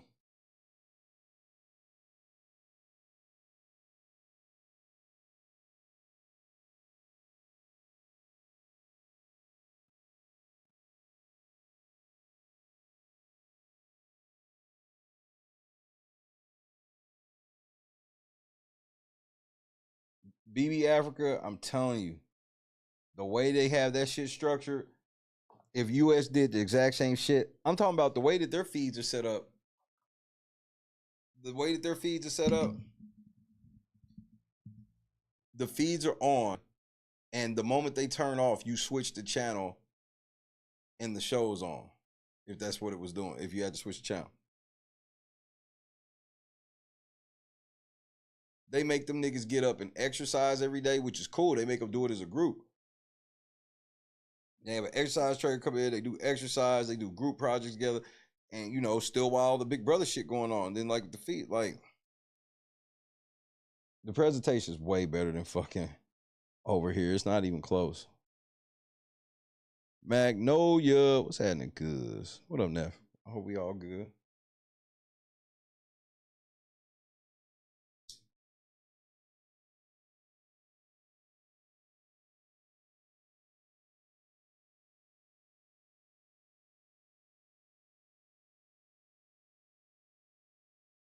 I covered Big Brother Africa before. It's hard. It's too late now. Like when Big Brother Africa started up this year, I was heavy into Dolton, and I didn't have like a heavy Africa following.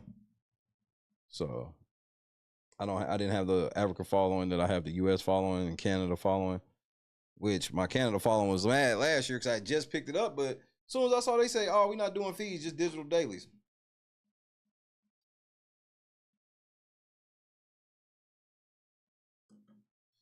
Well, stay safe at the Gigi. Knock them hoes out. Yeah, they have real food budgets. They have real fights. Them niggas will be fighting over the house being dirty.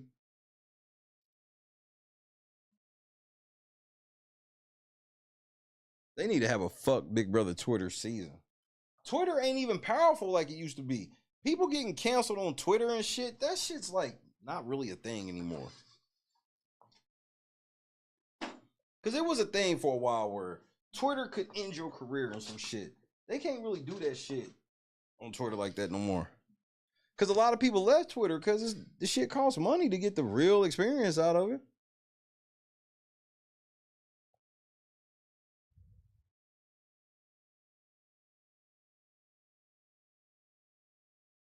Damn, they took Canada off Paramount now too? It's a damn shame.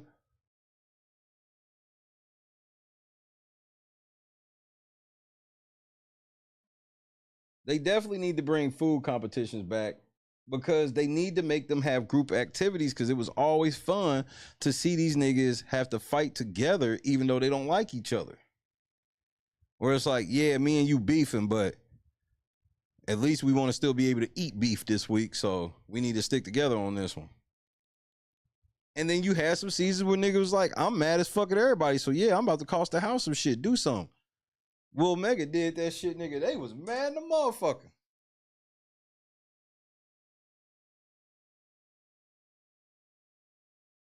That's crazy. I'm sure there's probably torrents of the season.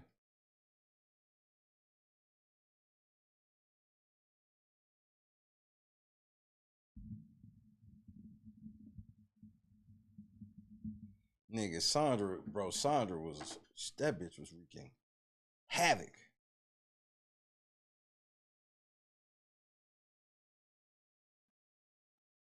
She was wreaking fucking havoc. Do you hear me?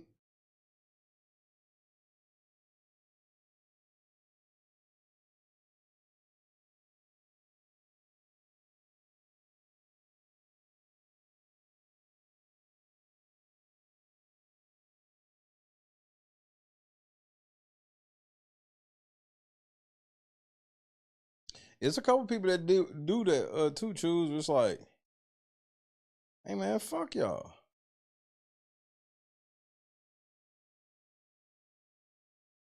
Oh shit. Internet Anarchist dropped the Mr. Beast video. Yeah, we're gonna watch this one.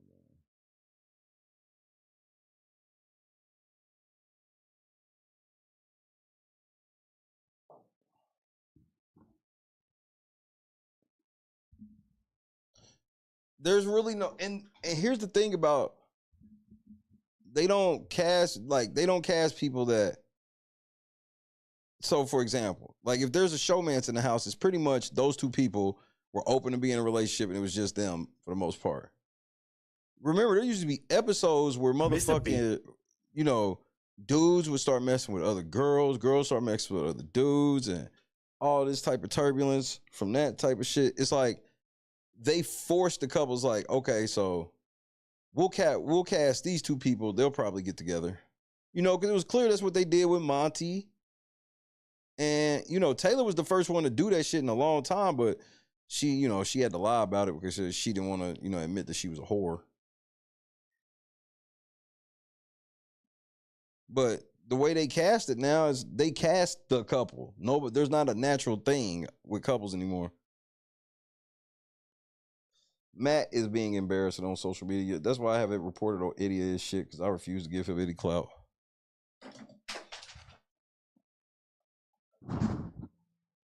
And then I saw he took a picture with Matt and both Matts. Matt Clark. My name Matt Clark. I put Tony in my egg. They took a picture together today. Or yesterday or whenever the fuck it was. Fuck them niggas.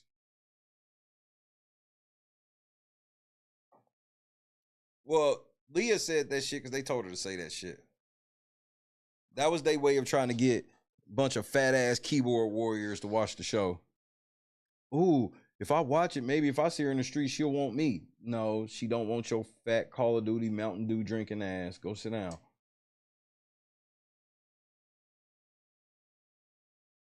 Yes, the Matt that always cried.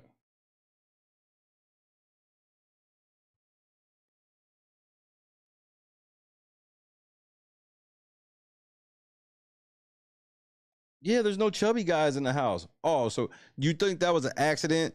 CBS cast a girl that they knew liked chubby dudes and didn't put no chubby dudes in the house except Chemo, gay chubby ass.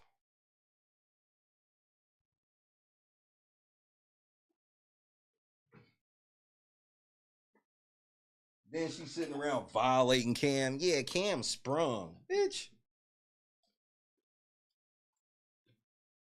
Cam in the diary room. She cool and all, but it's too early for all that.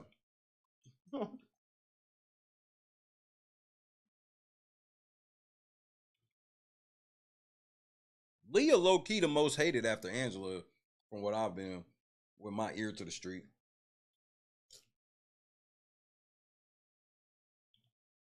I told y'all, as soon as I saw her, I was like, bro, they cast her to be Brittany. I'm good. I ain't even like Brittany like that, so definitely don't want to substitute.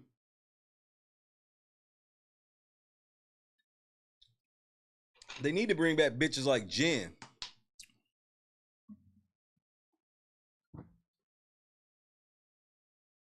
Jen was a surprise. Jen was a bitch that you thought was weak because she looked like one of these Prissy Valley girls, fake titties. Prissy Valley girl. When she saw her picture, she cried. When she saw her picture on the wall, she cried because she felt like it was such a bad picture of her. So you just knew that you were like, oh, here we go with this bitch. She ended up being one of my favorite players ever, nigga. The way that people would try to intimidate her and scare her, and she was not going. She was like, you want to turn up on me? I'll turn up on you then too. And she wore all them Genius shirts. Different, them damn shirts were hilarious.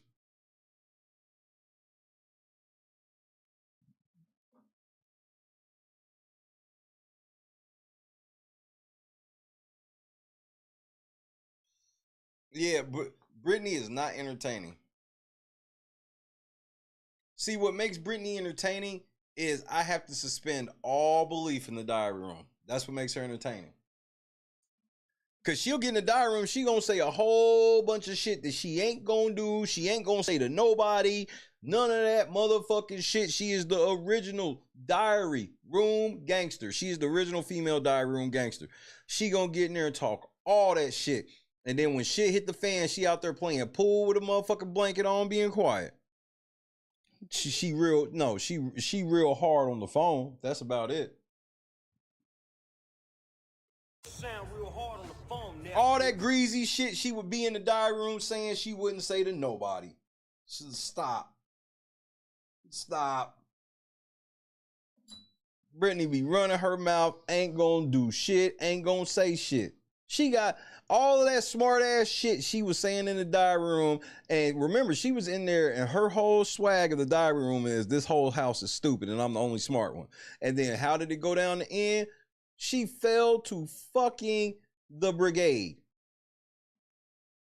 Because she thought the power of her pussy was stronger than their bond.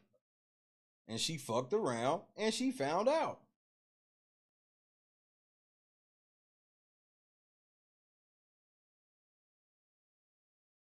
Now, like I said, if I suspend belief of whether or not she's gonna do any of the shit she's in there talking about, then yeah, it's funny to me. She definitely can be funny, but I have to suspend all belief.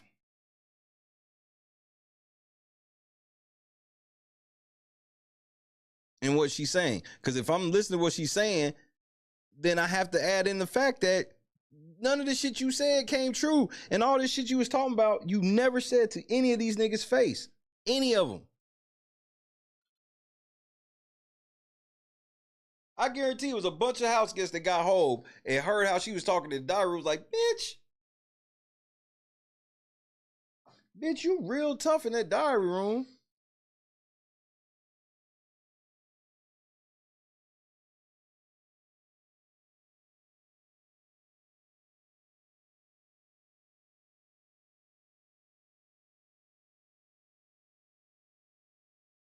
So, like I said, don't get it, bro. She has some one-liners and shit that would be funny, but me, as the way I like watching the game, it has to be some follow-through behind some of that shit, at least some of it. I think you should be like a baseball player. If you can hit anywhere over 300%, or, 300, you other motherfuckers is going to be like, oh, you know what I mean. You can be legendary. If 30% of the shit you sit in that fucking diary room and say and push through, you can get 30% of that shit to go, you low-key a GOAT. Because I do get it's hard, and just because you have the mentality of some shit don't mean you could have necessarily made it happen, but when your shit is 0%, that lets me know.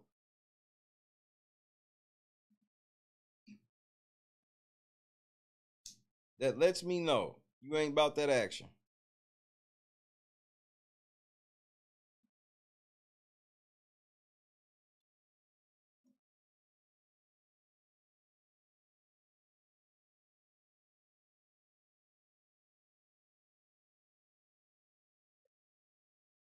It's funny you use the term side characters because they moving like side characters too.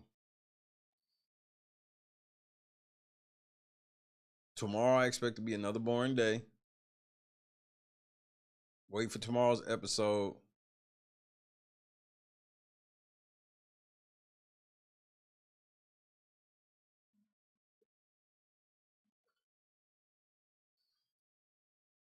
Let me ask you this. How many more wins in the next, or how many more wins period do you think Angela and Tucker need combined for you to feel like they are running away with the game?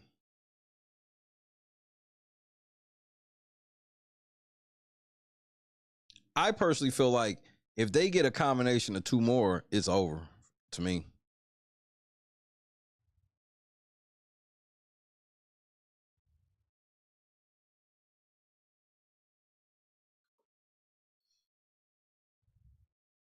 If they can get two more comp wins in the next 2 weeks, we're done. But I'll even give them 4 weeks to get 2 comp wins. That's a lot of comp wins in 4 weeks. I'll give these niggas a month. And I see this happening. And I'll even do you one better. We can remove the AI comp from a comp win. Ooh, I'm willing to go that far out. We just talking HOHs and vetoes. I see them winning 2 of the next 4.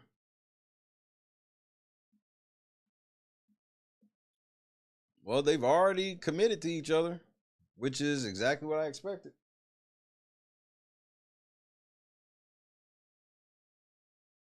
I expected exactly what happened.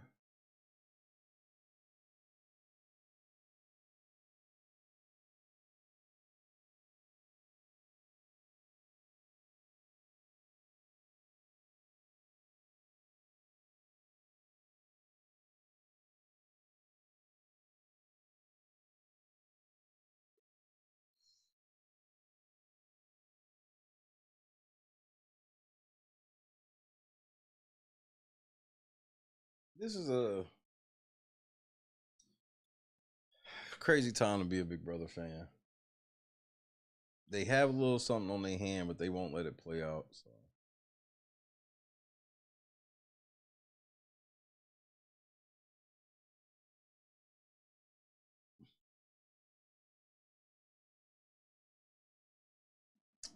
I guess let's check some of this. Do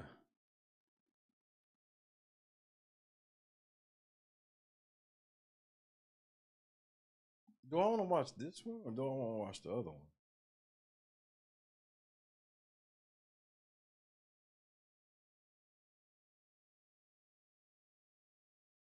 I'll watch this one first.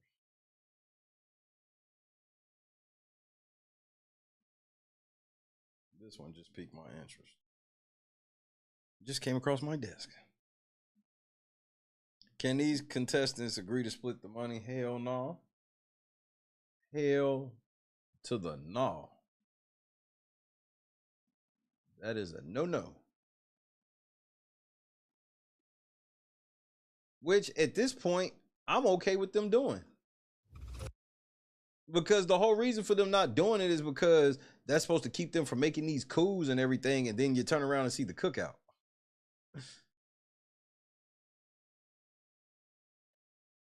They all agree that we want to make sure we have the money, but we supposed to take from that. Well, while they said that, that doesn't mean that they're going to split anything with anybody, even though they went on to show how they spent money on each other and shit like that, commemorating and all this other shit. It's a dirty game. They make reality TV does not run by rules no more. That's why it has all these twists and shit now.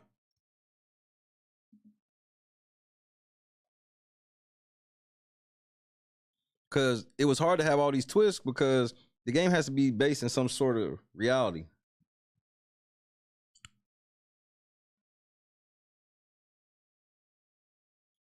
It don't matter if he's splitting the check. If he bought them niggas watches, that is splitting the check. It does not have to be an equal split. Especially when you're talking about that type of shit. No, that doesn't stop them, bro. Them niggas could have talked about it in the house. They know when the cameras are actually off.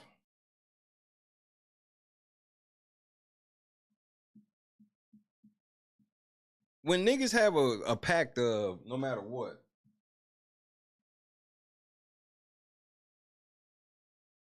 it's just that they just don't want you saying, hey, we gonna split the money evenly.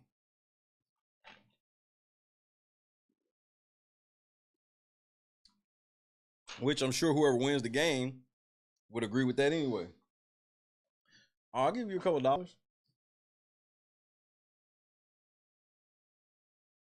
Yeah, people have bought things from people have clearly violated this rule before. People have clearly violated this rule and nothing's happened. 2 people secretly doing it, man, this could have happened several times and we not known. Ain't no telling what Will and Boogie did. Ain't no telling what Derek and Cody did. There's no telling. And we would never know. And they would be so cool enough to where it's easy to get around it genuinely. And then some of these niggas pregame. So we've known situations where people have pregame. So if we've talked about our game beforehand, we can talk about this money too.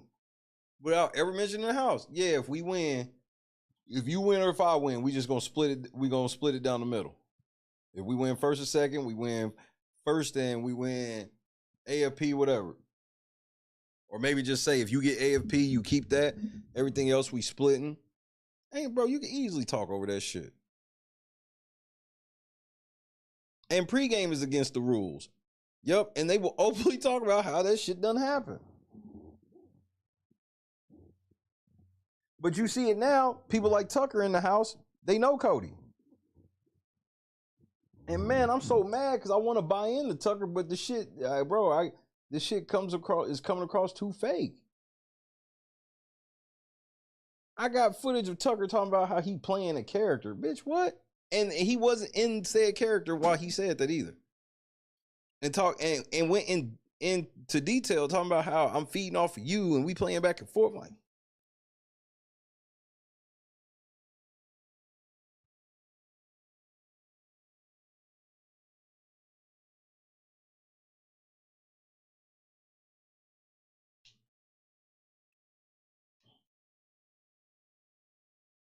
so there's that.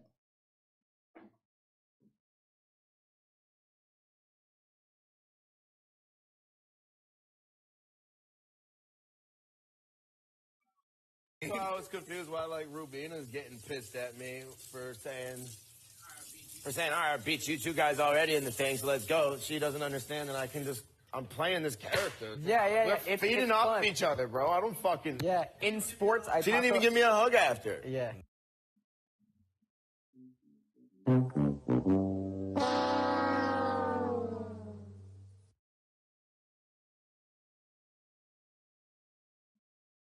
So it is what it is.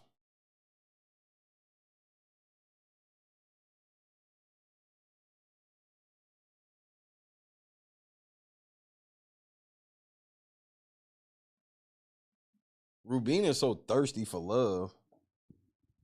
She's ultra thirsty for love.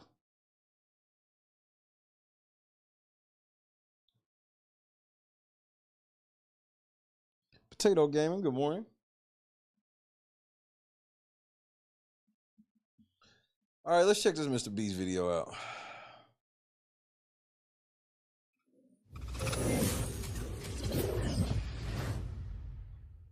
All right, just to properly set expectations here, this video is a broad strokes overview of the most recent developments in the whole downfall of Mr. Beast drama, but it's also an attempt at self-awareness during a viewership bubble that I myself am participating in actively, which could very well affect me.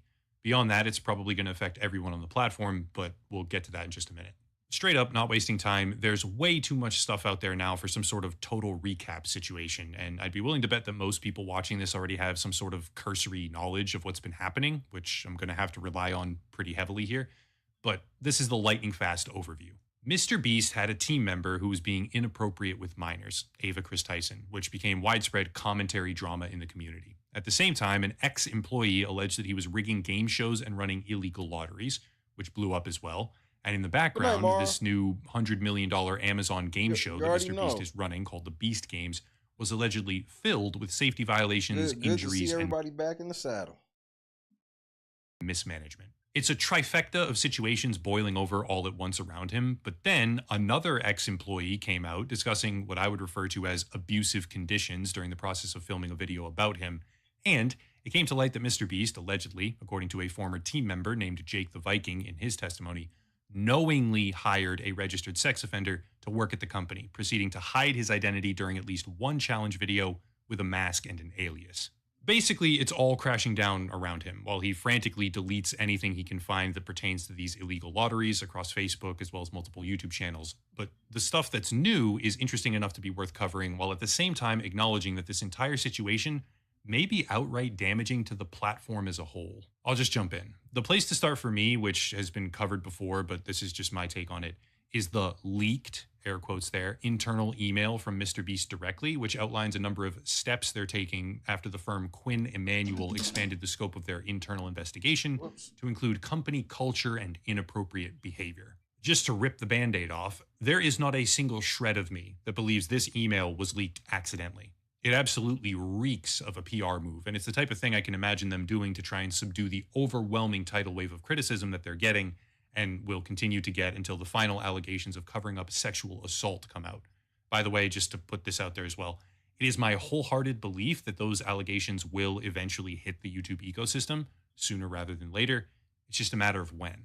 I don't want to read this and quote all of it because it's garbage, but after enlisting the help of a law firm to do an internal investigation and then expanding the scope of that investigation to the more current allegations of misconduct and damaging company culture, after doing that, Mr. Beast says, quote, "I have enough preliminary information at this point that I am announcing several changes today," end quote.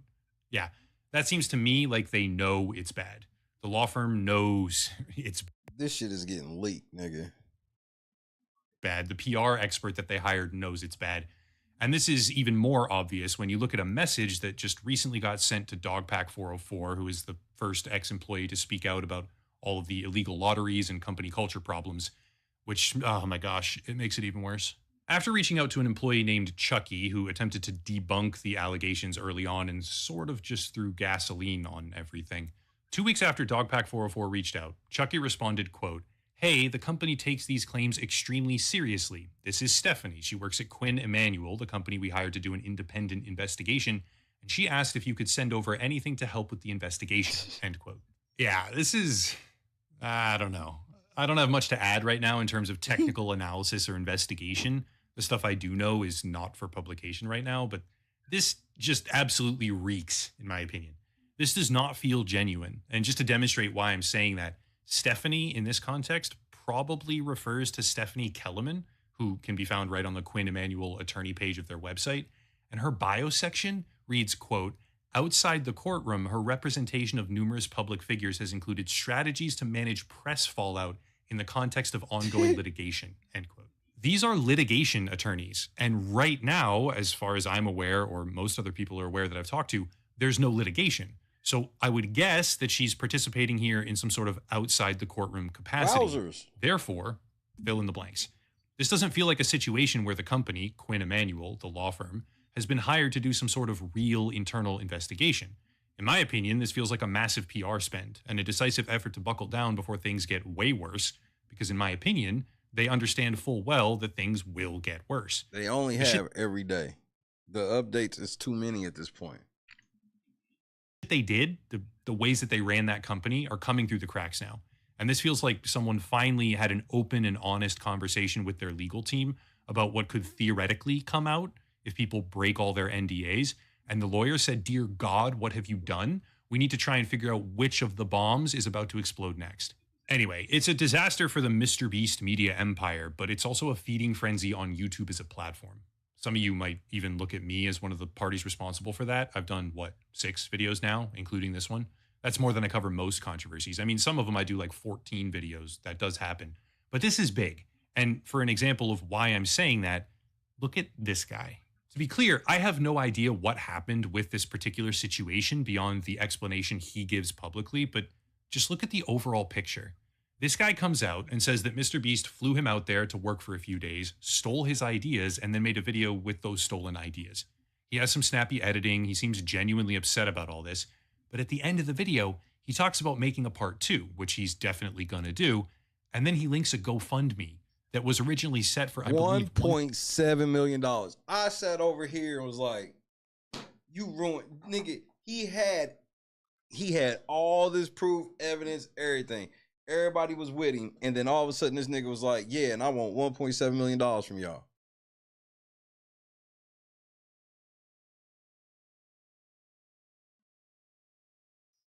$1.7 million. He raised something like $400 to $500 right away and then shut down donations. But this is really on the nose when it comes to capitalizing on a situation for personal benefit. He even said somewhere in that video, who benefits from this, me or Mr. Beast? Hint, it ain't me. But then half a second later, he links a GoFundMe campaign. Is it ironic? Is it a troll? Either way, it has 2.3 million views and climbing. And I honestly don't know what the point was, but it's basically impossible for me to think of a more obvious example here when it comes to the idea of a content gold rush. Maybe the closest I can think of would be a creator named Susie Liu, who got widely criticized by the commentary community for a while, back when she was streaming whole anime episodes with very little reaction. And then she would freak out at anyone who commented about it. She was objectively wrong there, so it made sense, but it was a similar situation where even just commenting about it would rack up tons of views really quickly, which contributed to this self-perpetuating atmosphere where every time someone said something, she would do something else. So people would say more, so she would do more over and over and over again. That's what I see with Mr. Beast, as I actively participate in it myself. It's just the scale is off the charts compared to back then, and the cycle isn't even stagnating yet. Also, I want to go on a tangent here and address a video made by Legal Eagle, because in my opinion, he totally mischaracterized my content in a way that feels either deliberate or incompetent. I don't know. Maybe I'm being too harsh there, but it feels really off. Legal Eagle did this video, Mr. Beast Illegal Lotteries, Rigging, and NDAs, where he does a completely out-of-date overview on the situation, well and truly after much more information has come out, but high production value takes time, and he has a whole apparatus around him, so probably not his fault. What annoyed me is that he seems to have decided he wanted to call me wrong, or maybe he just wanted to call someone wrong in his video to make himself seem like a greater authority and I fit the bill this time. But instead of doing it for valid reasons, he just made one up. He says at one point that I'm wrong in claiming that Mr. Beast ran afoul of 47 USC 509 because it doesn't apply to YouTube, and then says it may seem that way, but it's wildly out of context. And this is why people need lawyers. Then going on to talk about how someone in my comment section, a random person, is also wrong because they're from Canada and Canadian law is irrelevant. But dude, you missed the whole main point. His entire basis is that I'm wrong because 47 USC 509 doesn't apply to YouTube.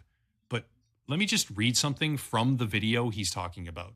Quote, "Now, I know some people are going to make this distinction, and they should, but a YouTuber is not broadcast television." Later on, "I can't personally say at what specific point a creator who owns a media company that is 10 or 20 times larger and more successful than mainstream broadcast television networks becomes liable under those same rules, or if they ever even apply at all for that matter. But Mr. Beast appears to be completely disregarding the concept of game show integrity purely for the sake of making those game shows entertaining. Not good." End quote. Later on in that very same video again, quote, "It all boils down to a question. At what point does a YouTuber become so big they jump categories without voluntarily jumping categories? A random person in their basement making YouTube videos is not broadcast television. But when a multi-billion-dollar media company..." See, but yes, they are. The only difference is they categorize it that way so them big-ass corporations can monopolize it. Now they regretting it because now niggas is like, "Oh, no, you said we don't count as that. So we not playing by none of y'all rules because remember, we don't count." Now they want to try to count motherfucker. That's the one thing I can give Mr. Beast on that is like, oh, so now y'all want to count me as that so y'all can just enforce some rules on me. But when I could have been getting all the benefits of that, y'all wasn't trying to hear that. At least that is at least an argument I can understand. While that doesn't justify any of the bullshit he do. The numbers we're talking about here is giving away millions of dollars in prizes or hosting dozens of live-streamed lotteries that seem to very blatantly violate the law. At what point does the media company become liable for the activity they're perpetrating? End quote. Yeah, Legal Eagle very obviously just didn't watch or listen long enough to understand that I simply wasn't saying the thing he wanted to call me wrong for, and then clipped the one part that sort of made it sound like I was maybe making a definitive statement on that issue out of context, go figure, and threw it in. Why? I have no idea, but I do have suspicions. Early on, he has this part where he acknowledges, yeah, Mr. Beast probably ran afoul of sweepstakes law in certain jurisdictions, but he follows it up immediately by saying this was frankly pretty common on YouTube back in the day. But no, it wasn't, at least nowhere near that kind of scale. He's categorically wrong about that. And it's actually kind of crazy, in my opinion, that a lawyer is resorting to the, yeah, maybe it was illegal, but a lot of other people did it too. But what if Mr. Beast paid him for some shadow legal? Remember, Legal Eagle got what? What does that say right there? 3.29 million. So yeah, I could see Mr. Beast. Mr. Beast got that type of money and reach. He could have reached out to this nigga and just paid him like, who knows? Defense as a main sticking point. Mr. Beast at the time had tens of millions of subscribers. He wasn't the single largest YouTuber back then, but he was growing the fastest of pretty much anyone out there except maybe PewDiePie and T-Series.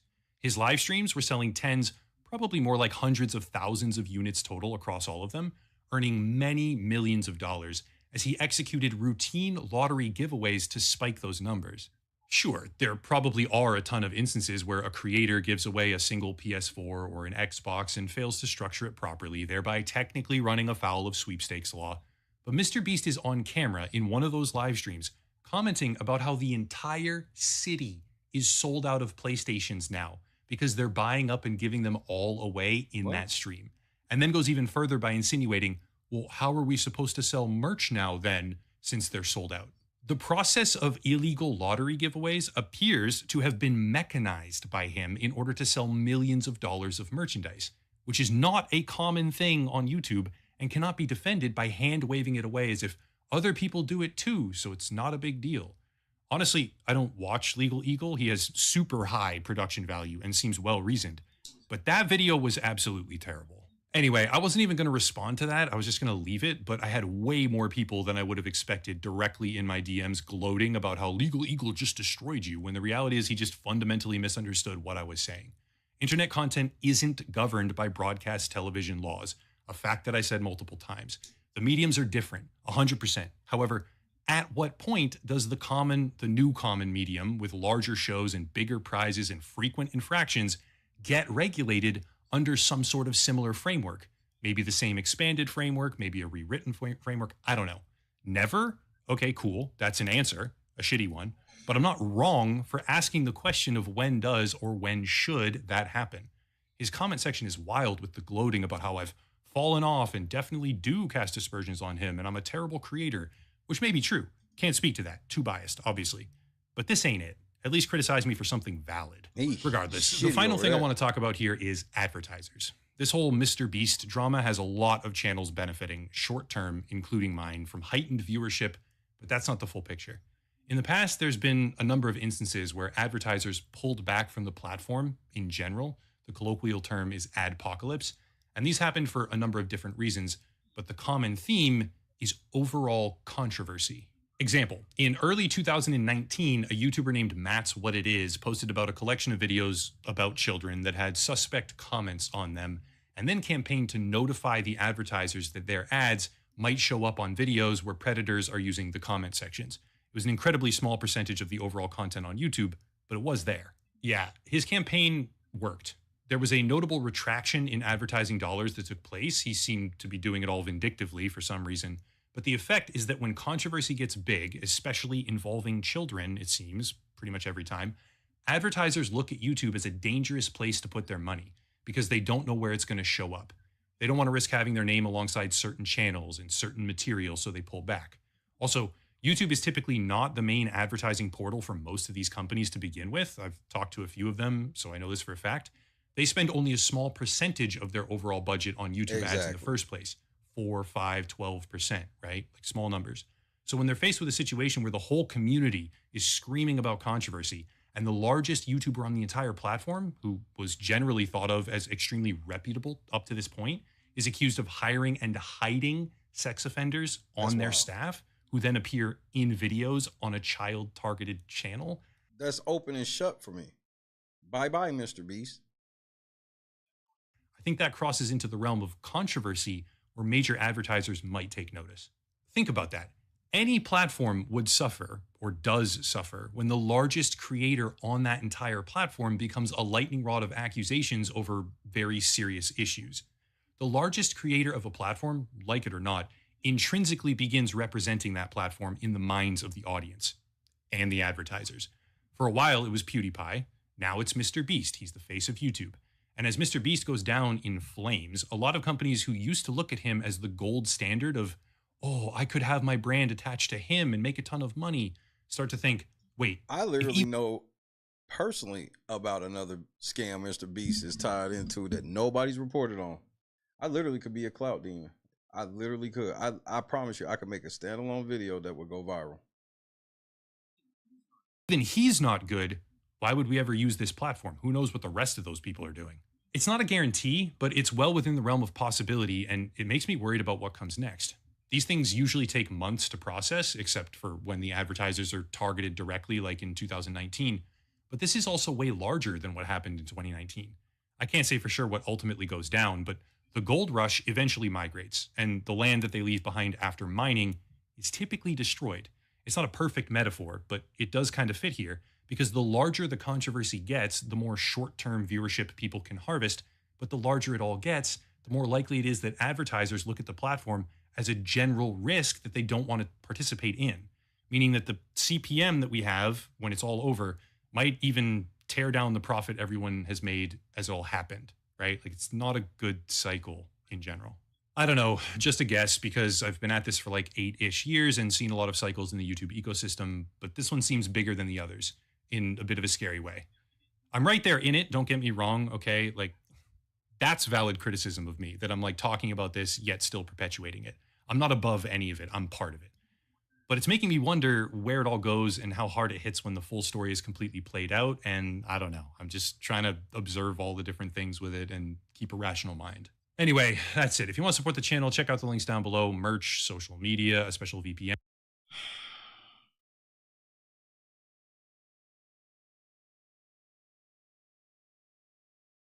YouTube going, they got some coming home they got to do over this shit.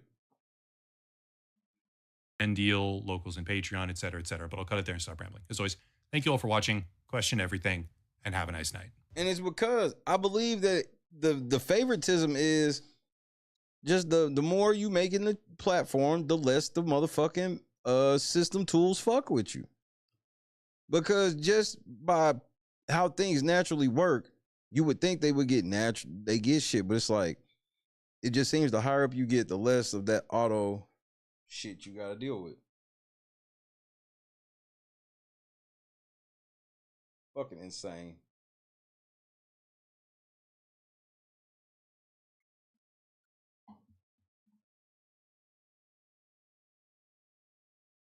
I'm just very interested in how YouTube's gonna handle it. They got to do something.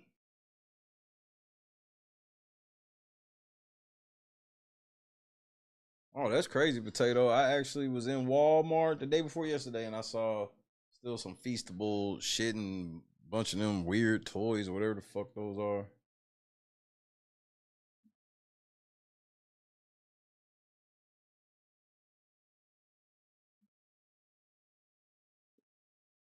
Well, I see y'all niggas all did all this shit about motherfucking y'all did all this shit about fucking Chief Lacey yesterday and ain't have shit to say today. Y'all still putting gold grills on Tiffany. Y'all niggas are weirdos.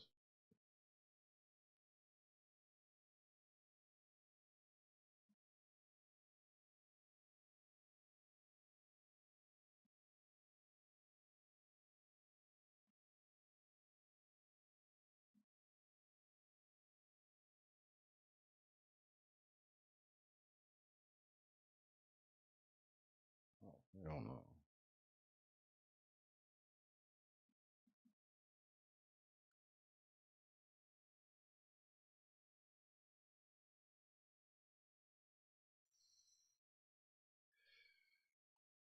These are it's crazy times with this nigga Mr. Beast, because I want to know what's gonna happen.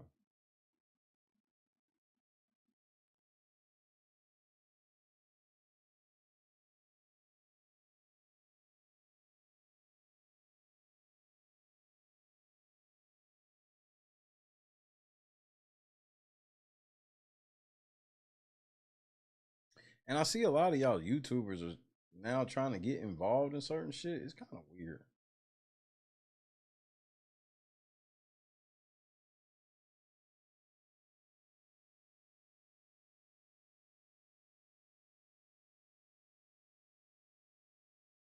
What's this?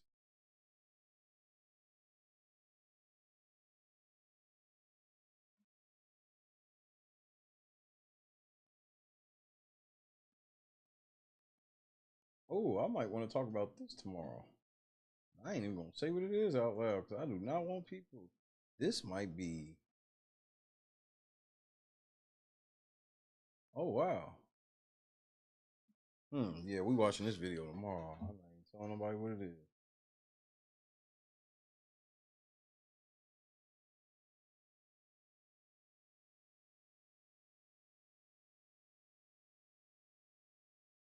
I hope everybody had a good Taco Tuesday. All y'all niggas like y'all motherfuckers sleep tonight. I don't even know what the motherfucking show next. Everybody motherfucking sleep.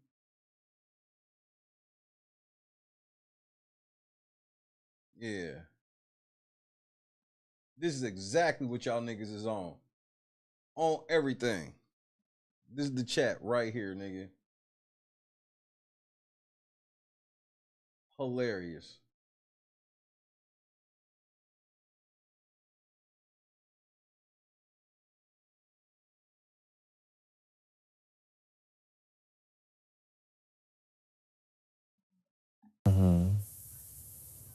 Oh.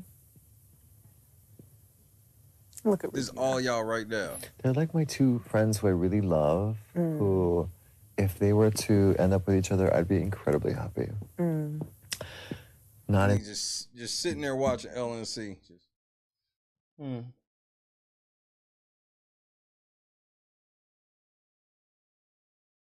T Core never takes them glasses off. I know it'd be bright in there, but damn, bitch, you be having them fucking presidential tint glasses on all day long.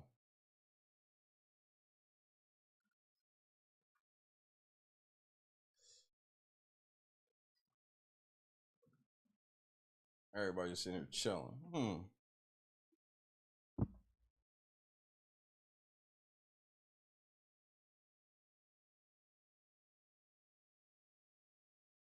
I'm sure they are. It's only what, 129 BBT?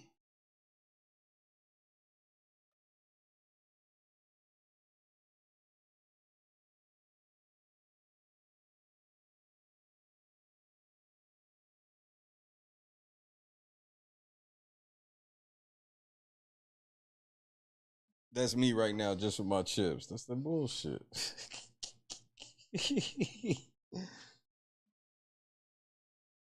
Shit's about to be me with my chips.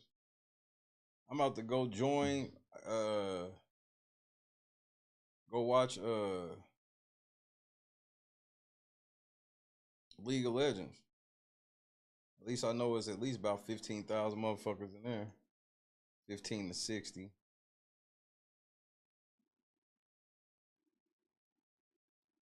So yeah, it's just a little 15 in here. So it must not be no big match or nothing.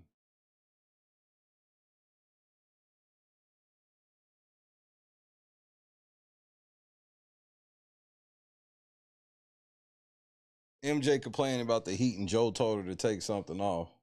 Well, he would like her because that's a nice transition for him. At least if he's going to get with a girl, he would want to be with a girl that's built like a man. And that's just a little assessment I have.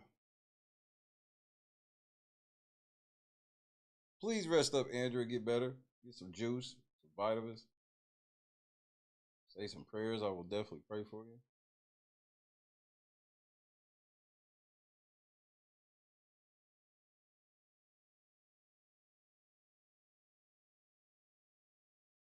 Tony Hawk 2.0. I do think she is a taste more feminine than Tony Hawk, but yeah, the build is there. Tony Hawk was built like that and masculine.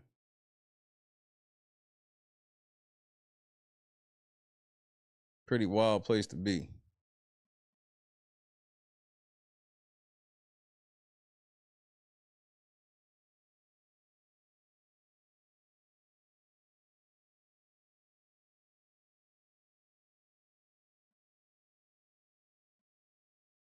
Well, it's easy for them to stay up. They don't do shit. How many Vetos have they played in? One? Together?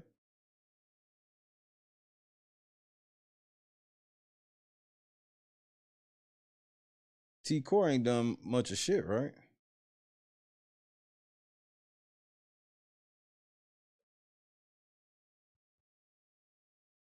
Yeah, doing what?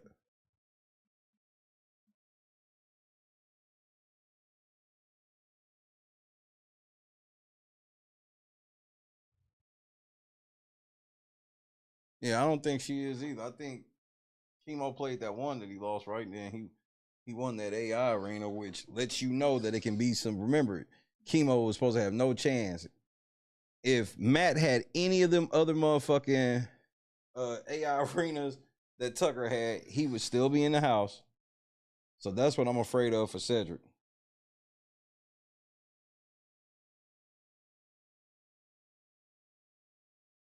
I'm truly afraid of that for Cedric.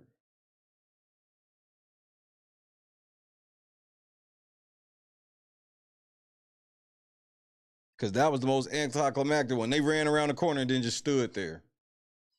They ran around the corner and then just stood there looking at the wall.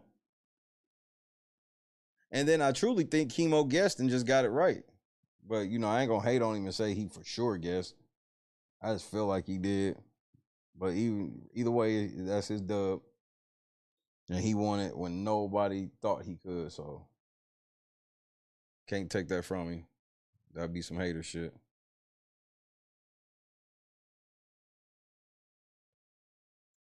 T-Core was trying to convince Quid to team with Tucker, and Quid said no after they've been trying that fucking shit. I don't know.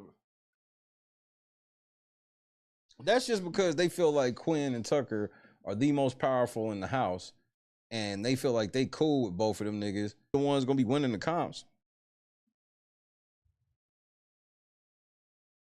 Oh yeah, I heard about that Angela begging to join shit. That shit was wild. That shit was real wild. Damn, they ate his ass up.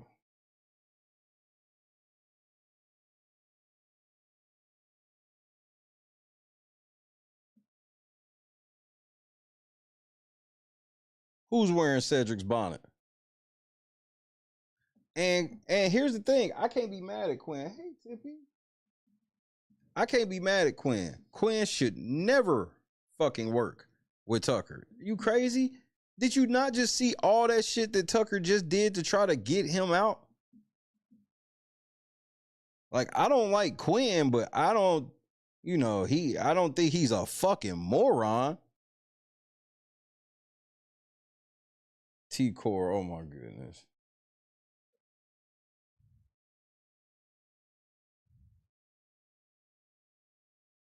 Who Angela was?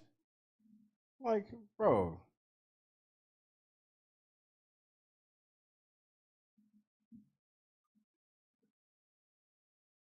Chucky. At least I know you understand Big Brother. There's no way you tell me you a Big Brother fan, a true Big Brother fan, and thought anything other than that after the first 5 minutes. If you thought anything other than that, it was definitely worse than that.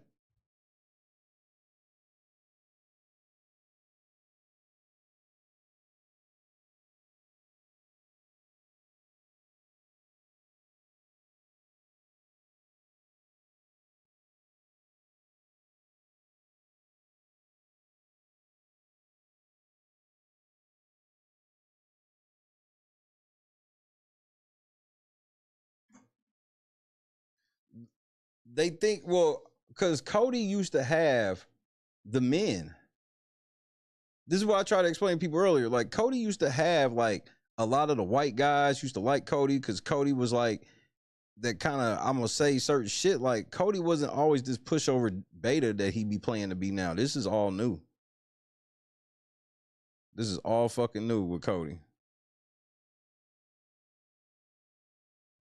And so CBS like that shit. They like, man, so they feel like, well, you can make that change and all your fans gonna change with you, and all his fans just like left. And then it still people around kind of like me and you looking at Cody like, nigga, what happened to you, bro? And then it's like, and then you see him like this, you like, why does CBS keep bringing him back? And it's like, because he changed into this. Good night, Tommy. Out the cap. Much love, bro. Love you to death.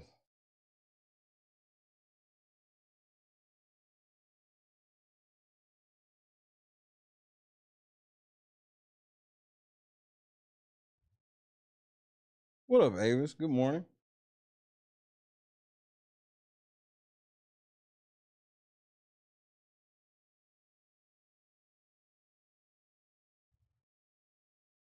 Good night, J-Rock. I didn't even know you was in here, cuz. What's happening? Good night.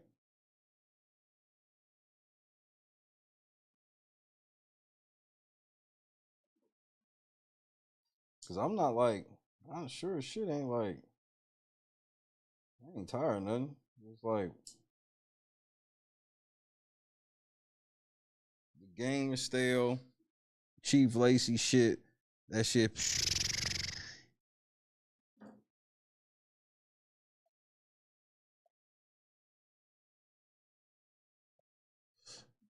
All right, I'll put that motherfucker up. Just give me a moment. Just give me a moment.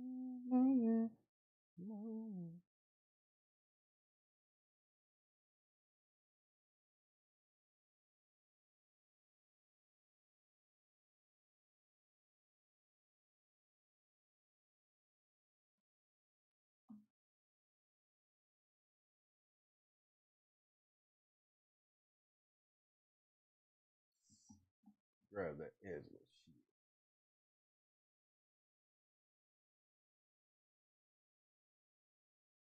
Definitely been a throwback Big Brother night. I'm still mad as fuck I did that. Wow.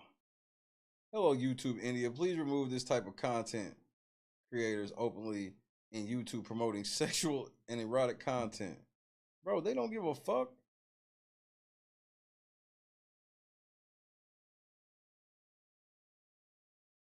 You tell them a shit, they don't give a shit. You try to tell them, you like, look, man, other motherfuckers, look at what other people, bitches be on the app, butt ass naked. But all you gotta do is learn how to juice the, YouTube will let you break. That's why YouTube gotta be careful. They don't get themselves in trouble with their system set up for people to break the law. They're not gonna, they can only have so much cover. Special. That I can do better. Like, okay. What the fuck is this, bro? Me too. Yeah, they know. Maybe need a lint roller or something. Yeah, something's happening. It's the blanket. Yeah, one of the blankets is destroyed.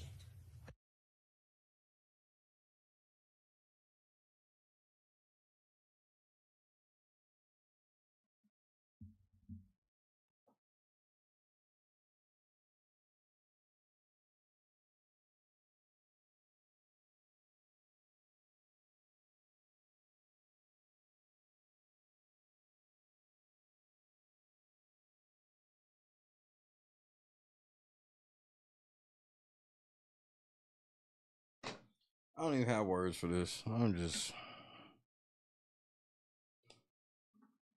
man, fuck her. That's my last impression. Man, fuck her.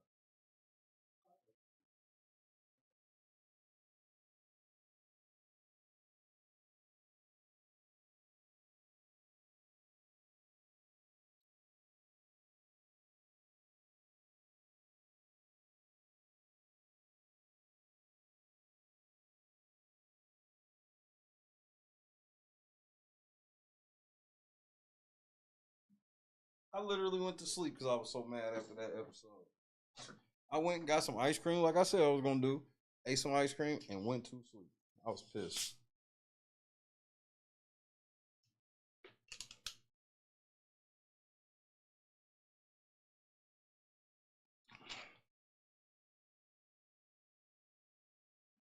Is that true, Javon?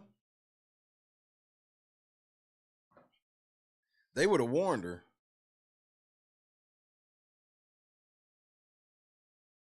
If somebody had got close to that door, production room would have called that person to the diary room, or they would have called that person to like go change their microphone or some shit. Please switch your microphone with the microphone pack from the storage room, bitch.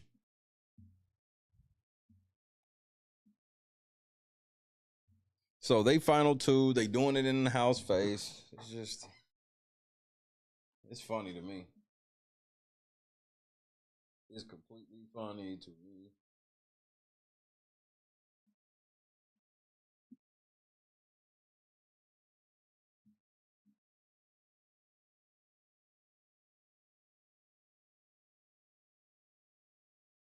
So it is what it is. It is what the fuck it is.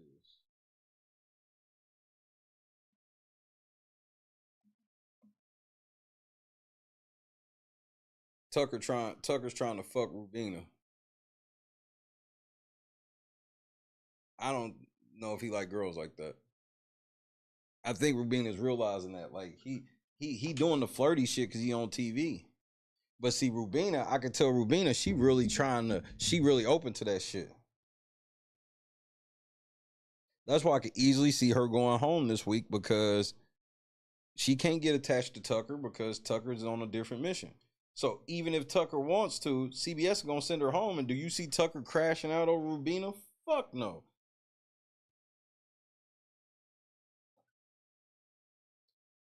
I think she's. I give her like a 6.5. Her BB boobs aren't big enough, but I think she a hot chick for 35. But if she ain't married and look like that, I have to feel something wrong with her. And plus, I seen her on them roller skates, so I'm a little biased. She is 7.5 on them roller skates.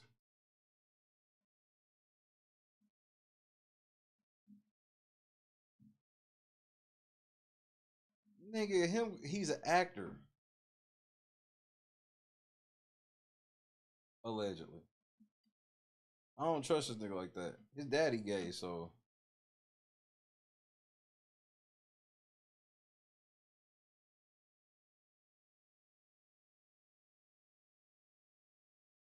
And I ain't saying that shit like to be mean or nothing. This is what he said.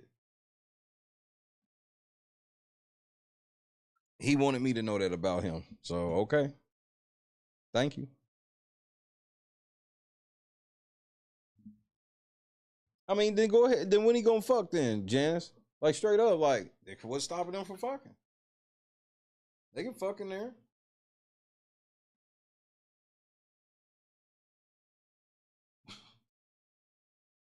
Tucker don't want that action. Rubina do. But if he fuck her, she gon' once you fuck a girl in the Big Brother house, she want wife benefits. She expects you to die in that house for her once she give you some pussy.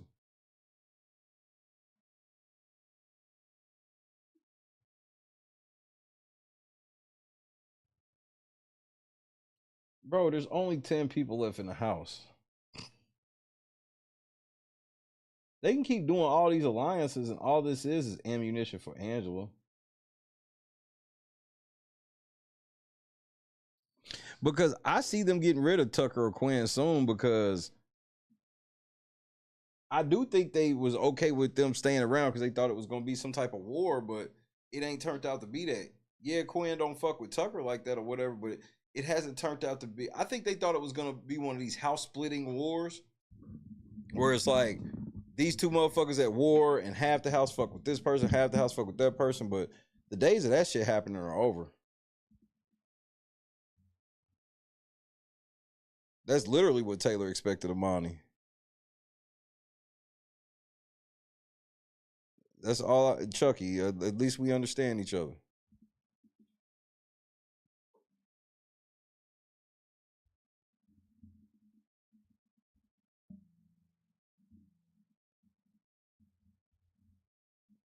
Split where though? Where's the split gonna be? Who are the two polarizing characters? Because the two polarizing characters that I see are literally on team together. So there's that.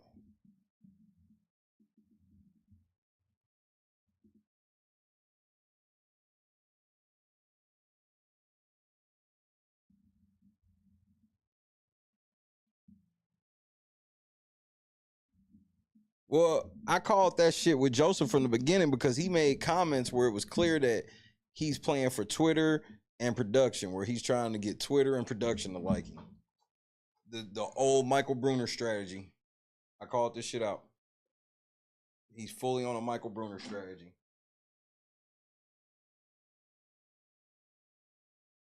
This was like when he did his interview. It was, I can't remember exactly what he said, but it was like when we watched the opening shit. I think it was when Mike Bloom interviewed him.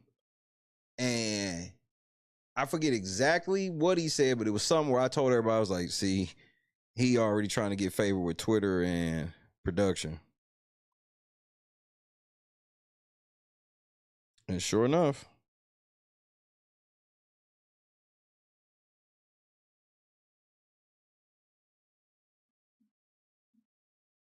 Javon, did I not call that shit out?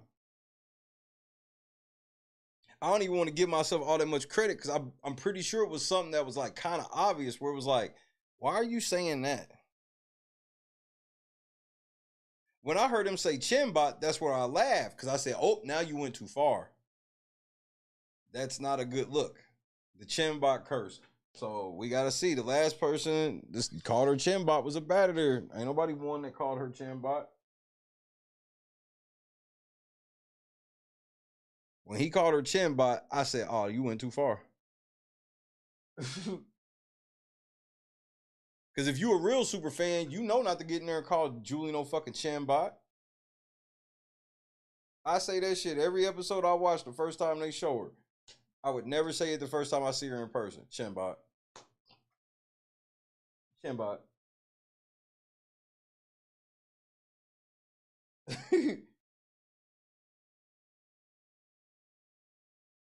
Like a teacher's pet going too far and trying to kiss ass and went and fucked up. That's Joe. I'm supposed to believe, yeah, man, I work in a VHS video store for no money. I just work there for free so I can build up my video collection. Well, nigga, you can just get on eBay and do that yourself.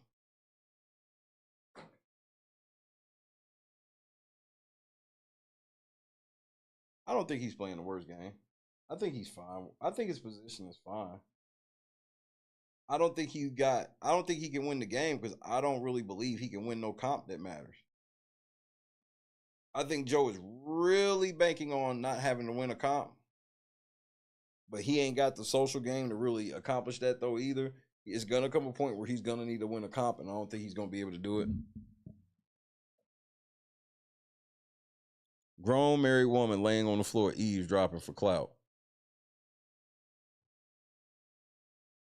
She probably can't hear a damn thing, but production told her to do that. I seen her fake cry and try to fake cry, couldn't get the tears out. So everything this bitch does, I got a question. As I roll up my last blunt, I got a question. I have to. Hold on, where's her fake crying? Don't I got that near?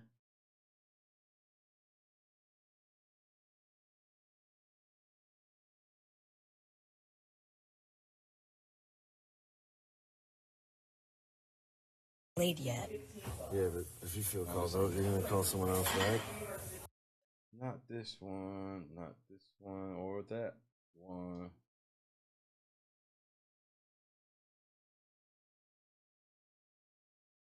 Not either one of those.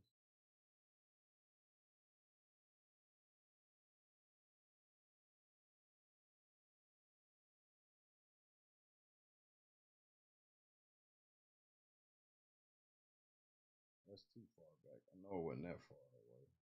Oh, here it is.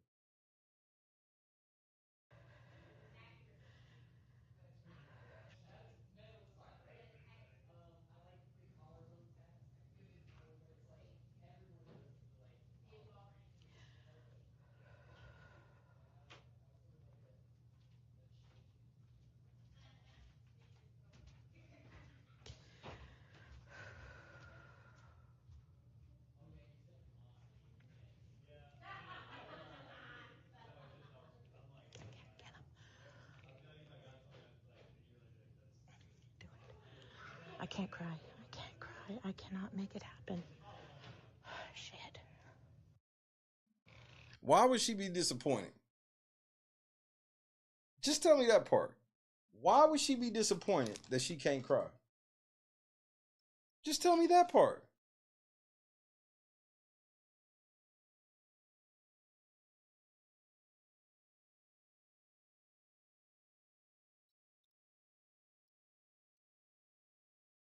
She has the history of working on television. All this shit.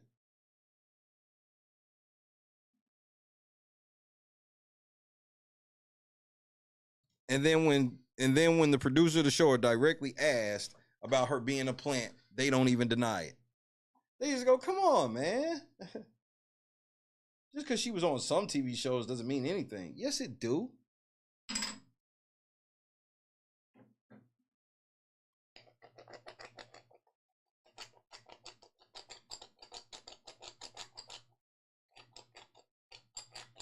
Thank you, Chucky. Like, who the fuck else she talking to?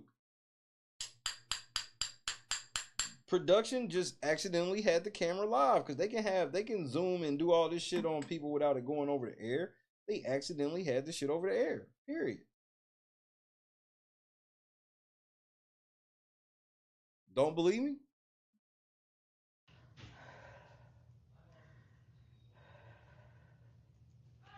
Then why they switch the camera fast like that? She couldn't cry, so then they hurry up and switched it. Oh shit, we thought they probably turned it on because they thought she was really crying, because like she was supposed to, and then they realized that she wasn't, and then when she was like, "Look, I can't cry," they hurry up and took the camera off of her. Of course, CBS aired the clip. Okay, so because since they aired the clip, that's supposed to prove that they weren't in on it. Just answer me this. This ain't saying they definitely did. How does them airing the clip prove that they weren't in on it? All they did was just throw Angela under the bus. Just look at this crazy bitch. And if she was, and bro, and we've seen this happen several times where you think it's one thing and you talk to the person when they get out of the house and you realize the CBS totally fucked them on the edit.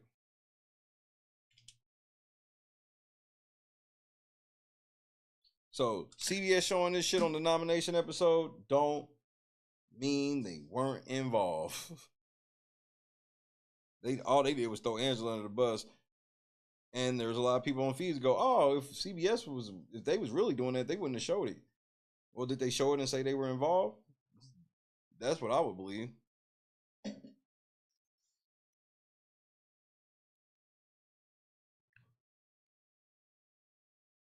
Well, Chemo looked like that's all he do all day. Chemo looked like he's one of them niggas that sit out in the apartments with a couple girls that sit outside all day long. Every day. They probably neighbors and shit. Soon as they get home from work, they sit out on the porch and gossip all day. That's what Chemo seemed like.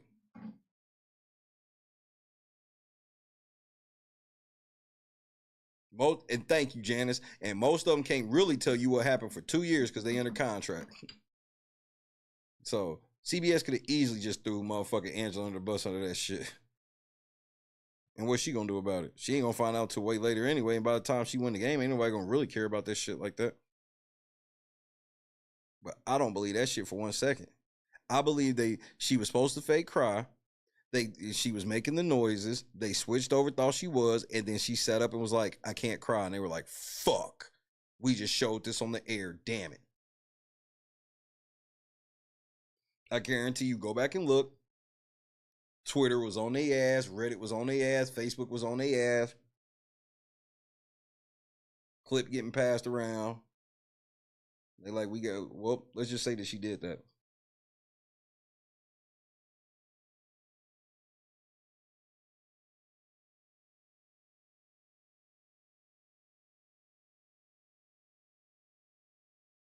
Yep.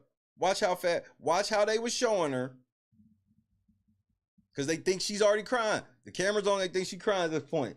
By the time she looks up and they realize she's not crying for real, it's already too late. And then they hurry up and try to switch it once she get to talking.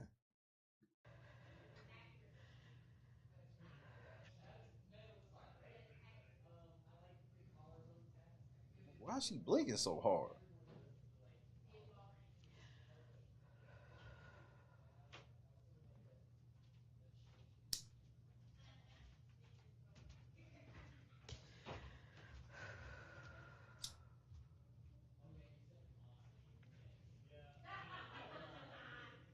See how they hurry up and zoom the camera over there to see her? Like, yeah, she crying. She looks directly in the camera talking to whoever's in the control room.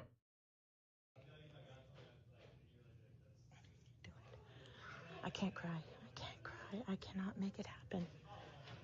Shit.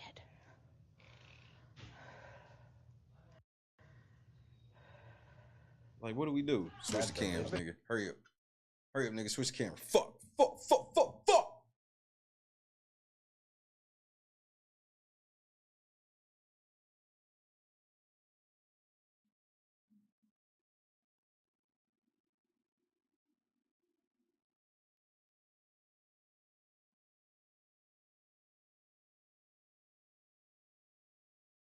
Nigga, I ain't gonna lie. T-Core is sexy, though.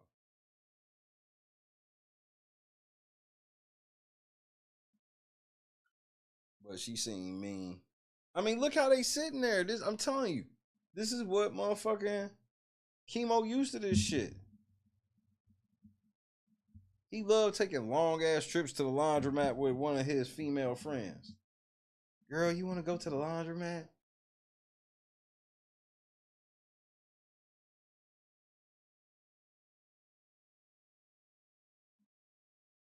Look at this nigga.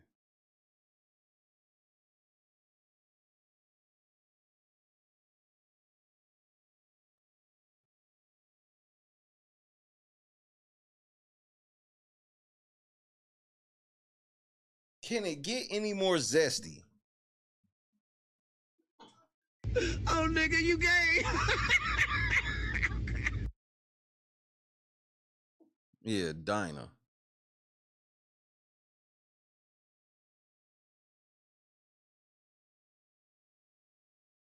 Exactly, Javon. So they, of course, they was gonna air it and throw her under the bus.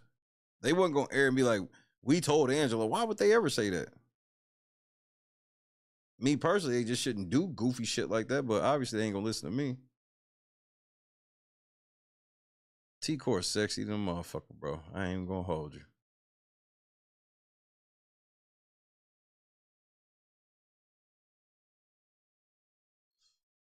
Chemo is so zesty.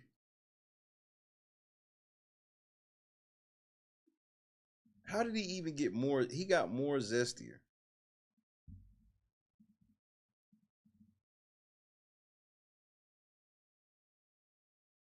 Watch. Watch how he gets more zesty.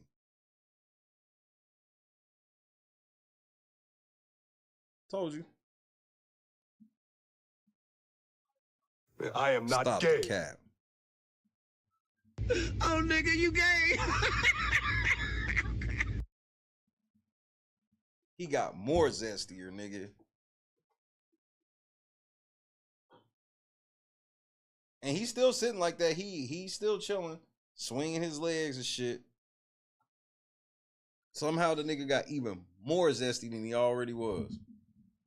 Can't make it up.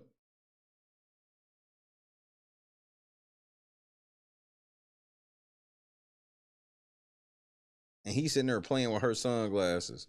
You need to be playing. You know what? Never mind. I forgot you don't do that. That's why she's laying here with this nigga with her fucking sports bra on, these little ass shorts and shit. She don't feel no type of nervousness.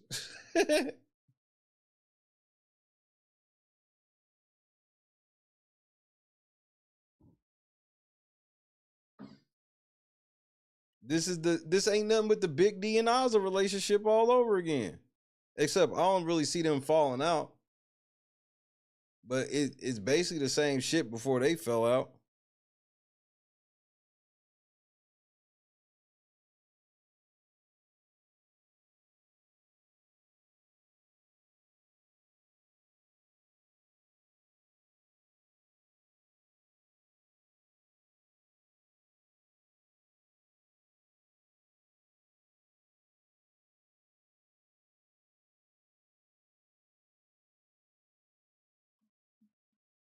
Said I didn't think it was possible. Yeah, now you see.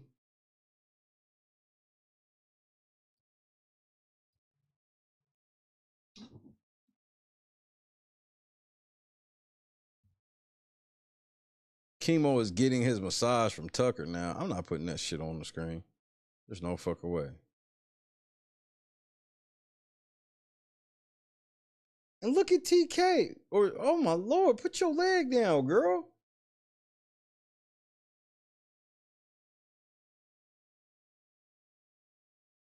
The feeds are fucking garbage right now. Terrible. T-Core, you don't look that good. I gotta go.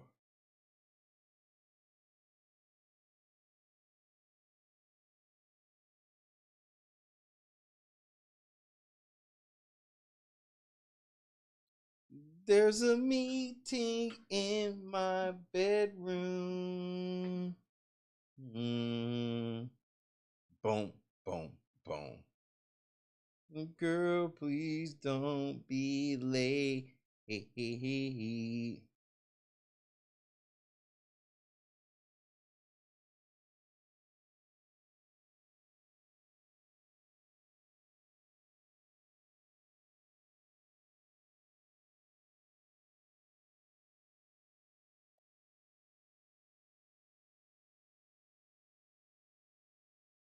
I've seen her with a grip.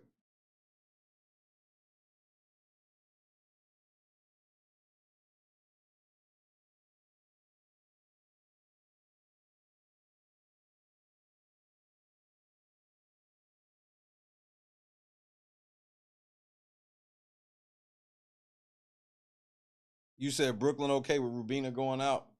Well, I think Brooklyn is the most selfish of everybody in the house that nobody's really called out. I think she is. So, and when I say that, I truly feel like she don't give a fuck who go out. She don't give a fuck.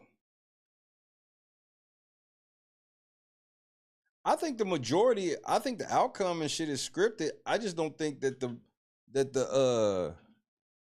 plants themselves are in on it. So the way that works easily is you get people that all want to be famous in something, right? Like these niggas, they you know, yes, they would like to win this money, but they also are okay knowing that, hey, I can use this as a way to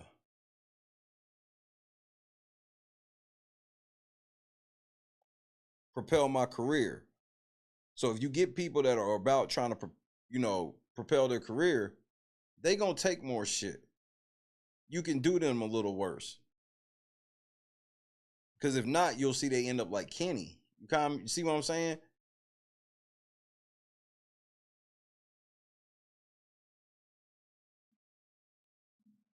So you don't put them in on it.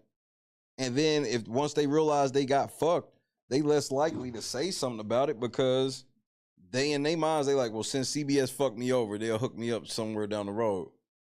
And they might. But with anything that'll matter, what you'll end up learning is you should have took your chance in the house more seriously, because a lot of times people will put themselves in fucked up positions feeling like, well, I took this solid for CBS, they gonna look out. And they never do.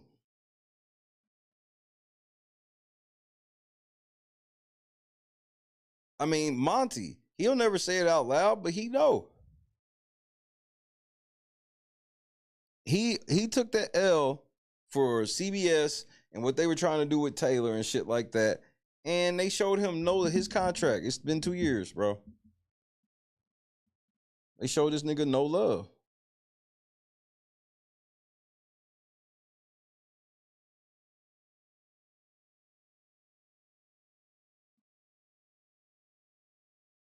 Oh, absolutely they do. Because it's all in the conditioning.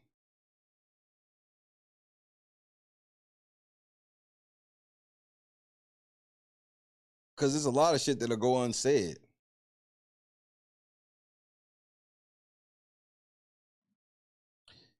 You know, you'll get caught up in some shit and they'll do a random have not pick and you'll be part of it. Just little shit like that. They will definitely they do that with everybody. Make you feel like, that's how they get the best out of you, is to make you feel like you're the one that they looking at. Like, because like, okay, for example, when Quinn found out what he found out, what did Quinn find out? Quinn found out that everybody want him out as far as America. If you don't think that motherfucking CBS did some damage control, you tripping. I guarantee they got Quinn in the diary room and did a shit ton of damage control.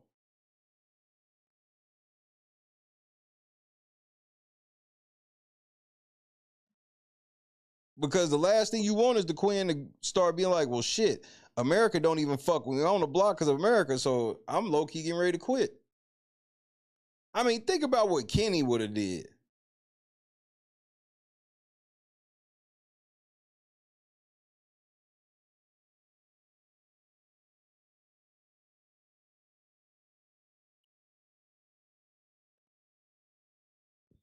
If America would have put Kenny on the block, he really would have quit.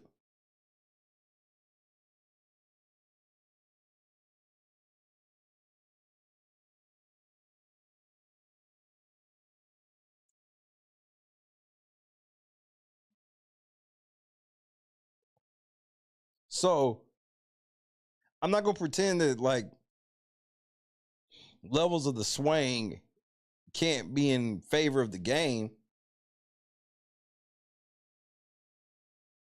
So yeah, I'm okay with them trying to keep a motherfucker from quitting or whatever, just because the game didn't go their way. But when they get people, man, again, I'm gonna tell you one of the biggest ones that people don't talk, biggest one that people don't really mention.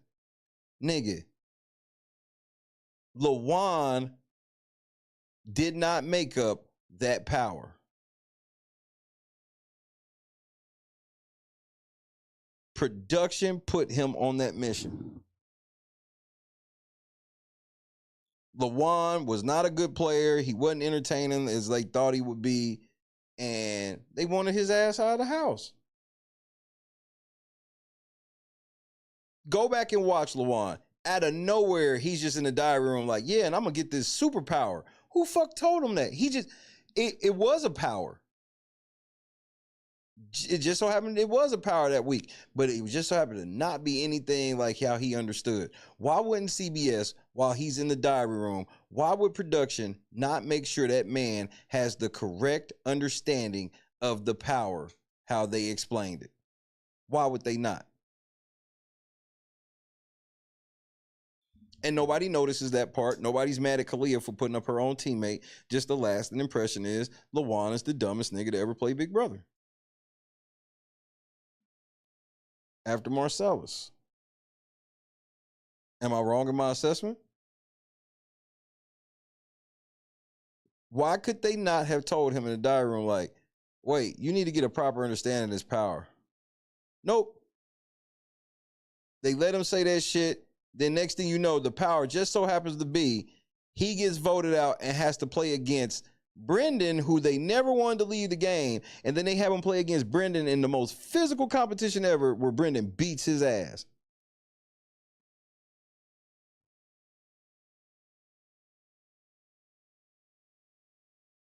The whole thing about the power, and remember, they wanted us to believe that Brendan was hated, Dominic was loved, but Brendan just beat out Dominic in voting. People wanted Brendan to come back in the house, not Dominic. Cap. If you watched that season 14 live, you know good and damn well everybody wanted Dominic back because he was the one leading the charge against the vets. They all wanted Dominic back. Nope, Brendan won, and then they tricked LaJuan into thinking he was going to get evicted and really going to come back with his power, and then all it was he got evicted and had to play a one-on-one physical competition with a nigga that's 6'9", with like 9% body fat.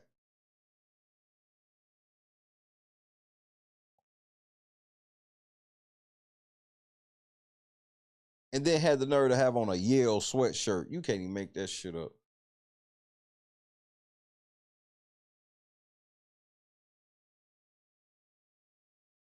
So yeah, a lot of your favorite moments, you got to go back and really look at them and see how production did, and you'll realize that, bro, they always be doing shit like that.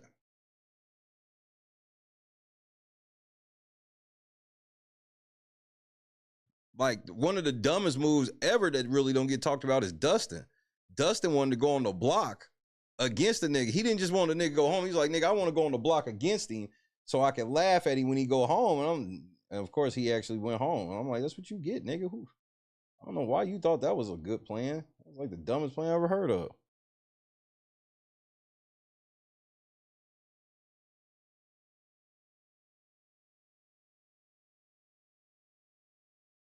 And then LaJuan get out of the house and he's like, what happened? And she's like, she making fun of this nigga. And this nigga can't go, well, the diary room was telling me this because he'll violate his contract and won't get paid. So think about how dirty that is. You go sit out there with Julie and Julie making fun of you, smacking you with the card or some goofy shit. And you can't even be like, bitch, well, they told me, because you won't get paid. Stephanie, Miss George, glad y'all caught me before I got up out of here. Who knows with niggas? Niggas be in the bushes. I am Big Brother in the night.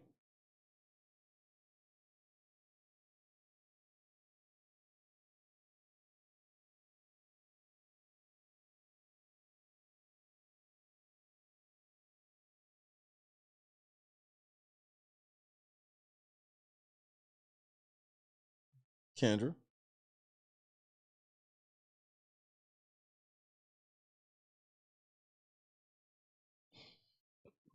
I'm glad to get a lot of this Big Brother because I've been upset about Big Brother and I've been trying to get into it and I'm into it. It's just that, man, when y'all let this game, I'll feel one thing that will make me feel better personally is when this AI arena stops, these 3 noms stop. But I don't trust CBS that when this AI arena ends, something else is gonna pick right up. Just let them play Big Brother. Fuck.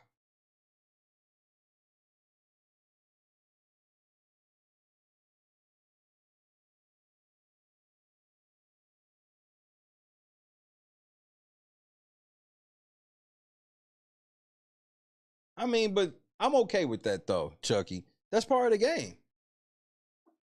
Why ignore information? I even told everybody that I was like, that's the worst position to be in is if you get put on the block because if I was, especially in the first 3 weeks, I was working with you and then I realized that America hates your guts. I may not totally dish you to your face, but trust, I am looking for an escape plan. Where is the hatch? We got to get up out of here.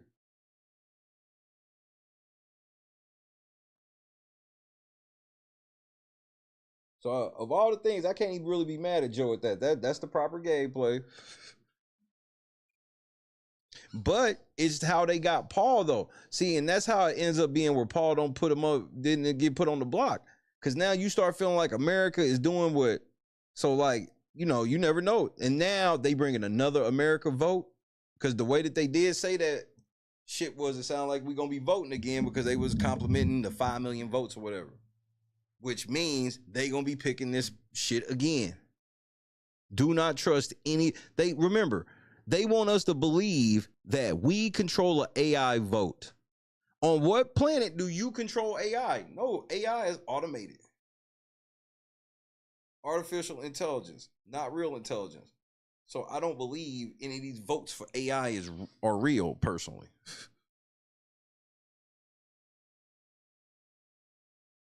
And now, if they start seeing these America's votes go towards certain house guests, guess what happens?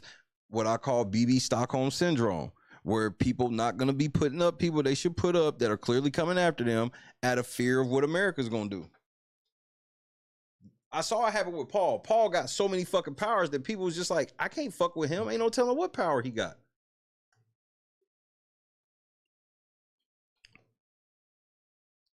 BB Stockholm syndrome is a real thing. And yes, it is something that I've coined.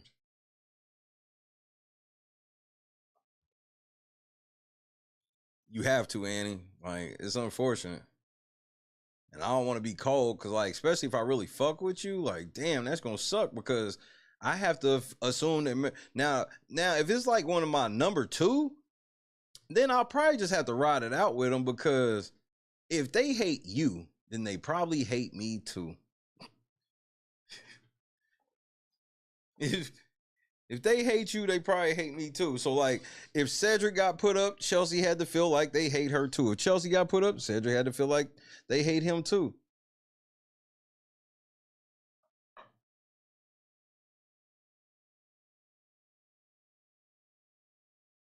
Nigga, what would have been funny is when Quinn got put on the block, somebody called a house meeting and be like, hey, let's try to figure out why America put Quinn on the block. Who all in the alliance with Quinn right now?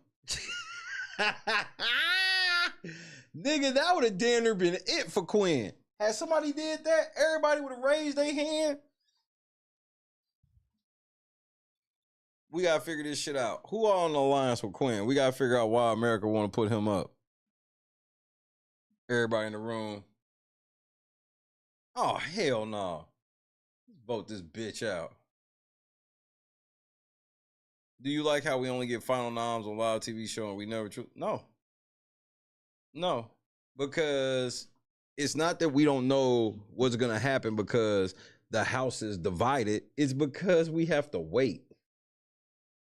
I'd rather it be the house divided and I not know. That's better suspense than, bruh, we know if this nigga don't win the comp, blah, blah, blah.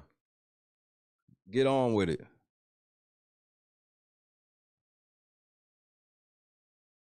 He's bringing back Jim Crow. Oh my lord.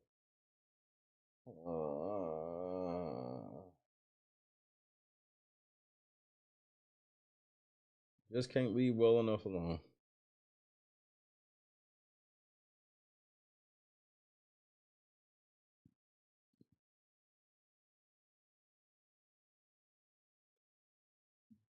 But I guess I'm gonna get the fuck out of here, man. Say goodnight to your boy. I think it's sandwich night. Make me a fucking sandwich. No wonder they have ants. They leave cookies on the counter.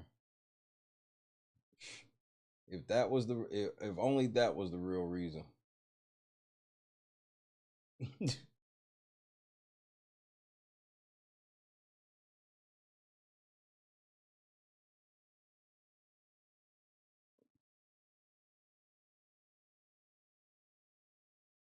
Chucky, I'm gonna do that. Get this sandwich, watch some League of Legends. I'm probably the only black man on earth that watches League of Legends pretty much daily.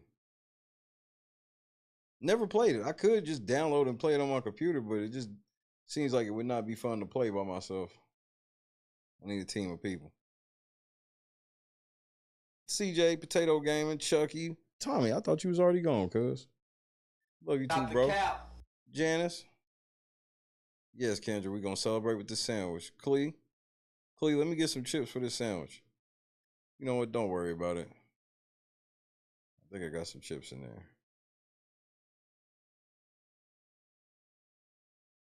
Oh, let me grab that bag of chips. I'll show y'all while I'm thinking about it. Janice, Miss George, Big, Avis, Carefree.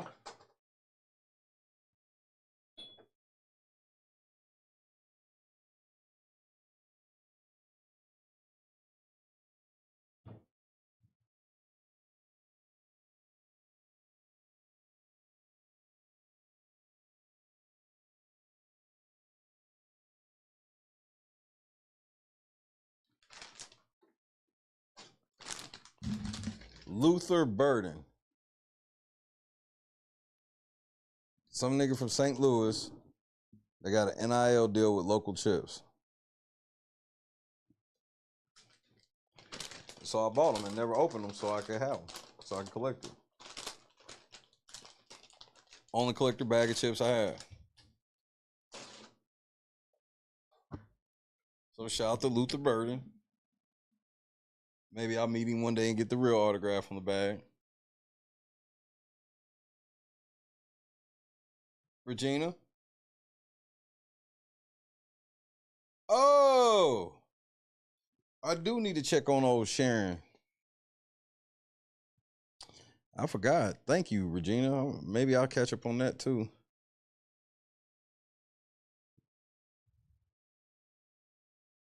That bro, I was in the gas station, or I was at the Wally's gas station and saw them in there, and I was hyped because I Googled on my phone, like, who is this dude? It's like, yeah, some nigga that played locally, and then he ended up playing like arena football and got an NIL deal with a regional chip company. So that was some cool shit. So I definitely bought one. Who's leaving this week? Young Bonnet, he up out of there unless but right now the house is leaning MJ Capono, which that's what I felt. But one thing I've learned about this season is CBS has got these plants doing shit that don't make sense because it's different. So like with like, oh, Tucker's like, so they didn't realize that Tucker not using the veto and shit. Yeah, I don't know what happened there. I don't even know what the last thing y'all heard. I don't even know if y'all hear me now. Y'all should hear me now. What the last thing you heard? I said I don't know. Yeah, I'm still fucking with it, Tommy. When does the season start? Like 2 weeks? I need to figure out. I kind of want to do fantasy football this year. But I gotta find some people who want to fucking play. Not people go, oh, I just want to be involved, and then you don't play. I gotta find some people who want to play fantasy football. Right now, I only know like 3 people. Knob, KS,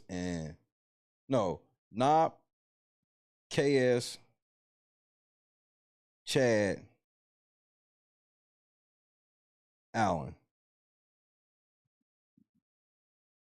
And that's only a 5-person league.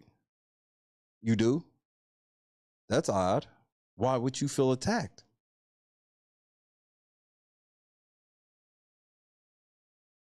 Tucker did use the veto this time around, but I know he would. I knew he would because it was it was not received well.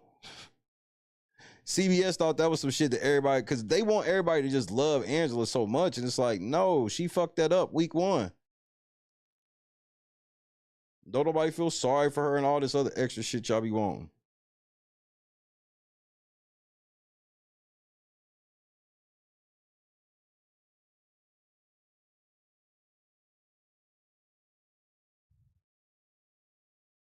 Well, you thought wrong. Fantasy football, fantasy basketball, them shits that's like at least a half an hour to 1 hour commitment a day. But it's cool because you can kind of do it at your leisure. You gotta cut out, you take away some of your Facebook scrolling to do that shit, but y'all niggas don't be on that.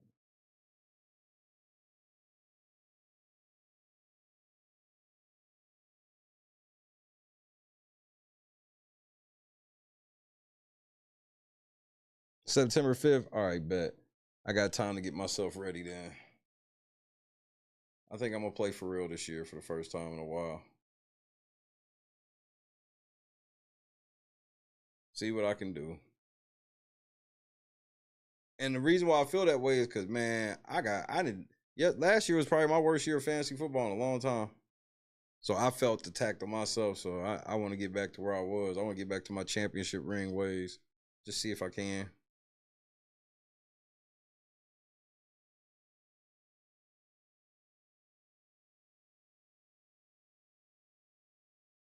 Week 1, September 5th. Sounds good.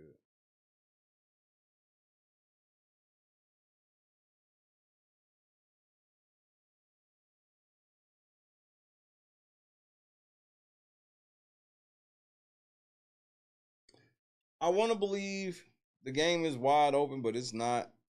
This is Angela's game to lose. And all I needed to see from her was she sat on the block and both the people used the veto on her. That's all I needed to see.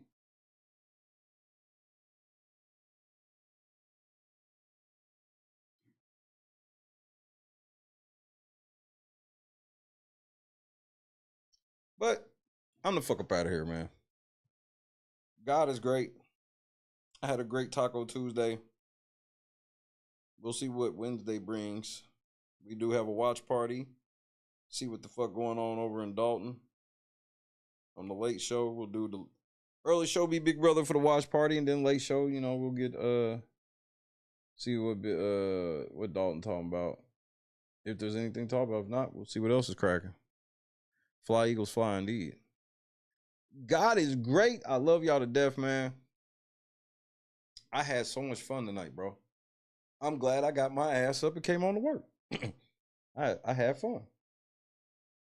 I had lots of fun. But then again, I'm probably lying.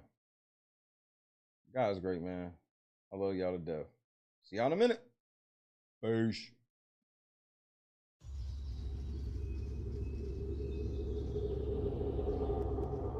Shout out to them Dolphins. Yo, what's going on, boys? How are you? Yo, dab me up. Hey, all right, damn. What part of the city are you from? Yo, what's up? there, brother. Hey, yeah. What's up? Yeah. You guys ready for this? Take this. Oh, all right, sick. Why don't you guys come inside? Don't ski. These are the guys. You gotta be a proud mom, Janice. Steve. That's fucking amazing. Steve LeVar. Have fun. It's okay, I have baby in here, right?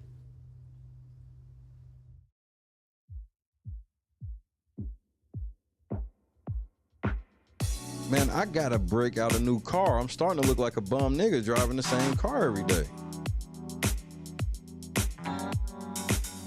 Set the mood right. up, 8 p.m. looking so fly. Sunset rooftop, yeah, that's nice, right?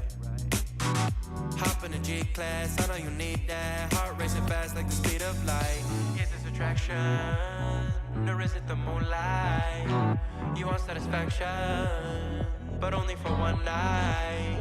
This could be real love, but you've been broken, and I just want you to see what I can be for you. What I can be for you. I do need to make a whole ass book. What I can be for you. A lot of shit you wouldn't even fucking believe is happening. You wouldn't even believe it.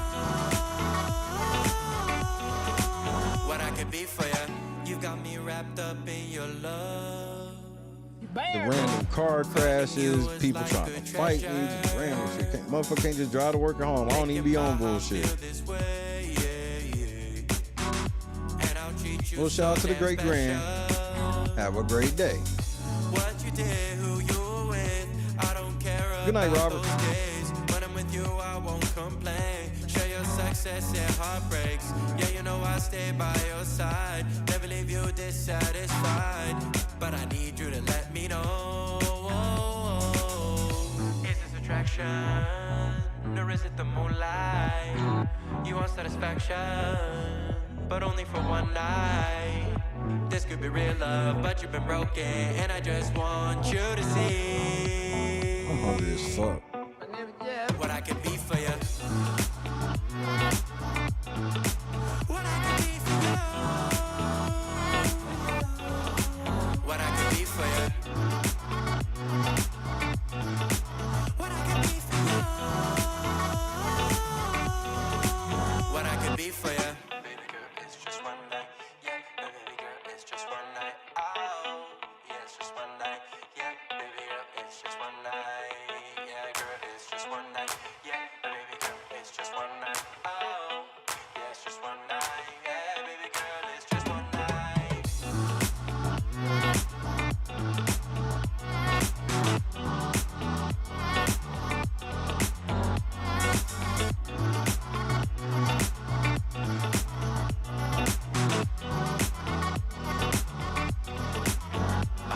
Crushed it. God is great. God is great. You watched the Hard Lemonade Smackdown. The fuck are you talking about?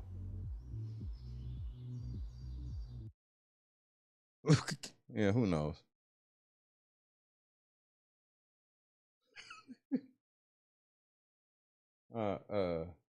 Yeah, I almost forgot. Oh, the Twisted Tea shit. You got it, Jess. I don't want to hurt myself. You got to pee? It's all right. No, You you got gotta it, go. Jess. You gotta go, girl. Let go. I don't even want to fall. Turn to the side. You're okay. Just You're good. land right on that booty, girl. Just put your legs out Turn and to the pull side. on your booty. Jess, you're amazing. You got it. You got it. You got it. Turn to the side. Just let go and turn. Like you're laying in bed. Yep. Like you're jumping onto your bed on your side. Just let go and turn to the side. Shut your eyes. You got it, my love. Just turn to the side. You're okay. Heifer. Look, I've never even heard of him. I'm petty.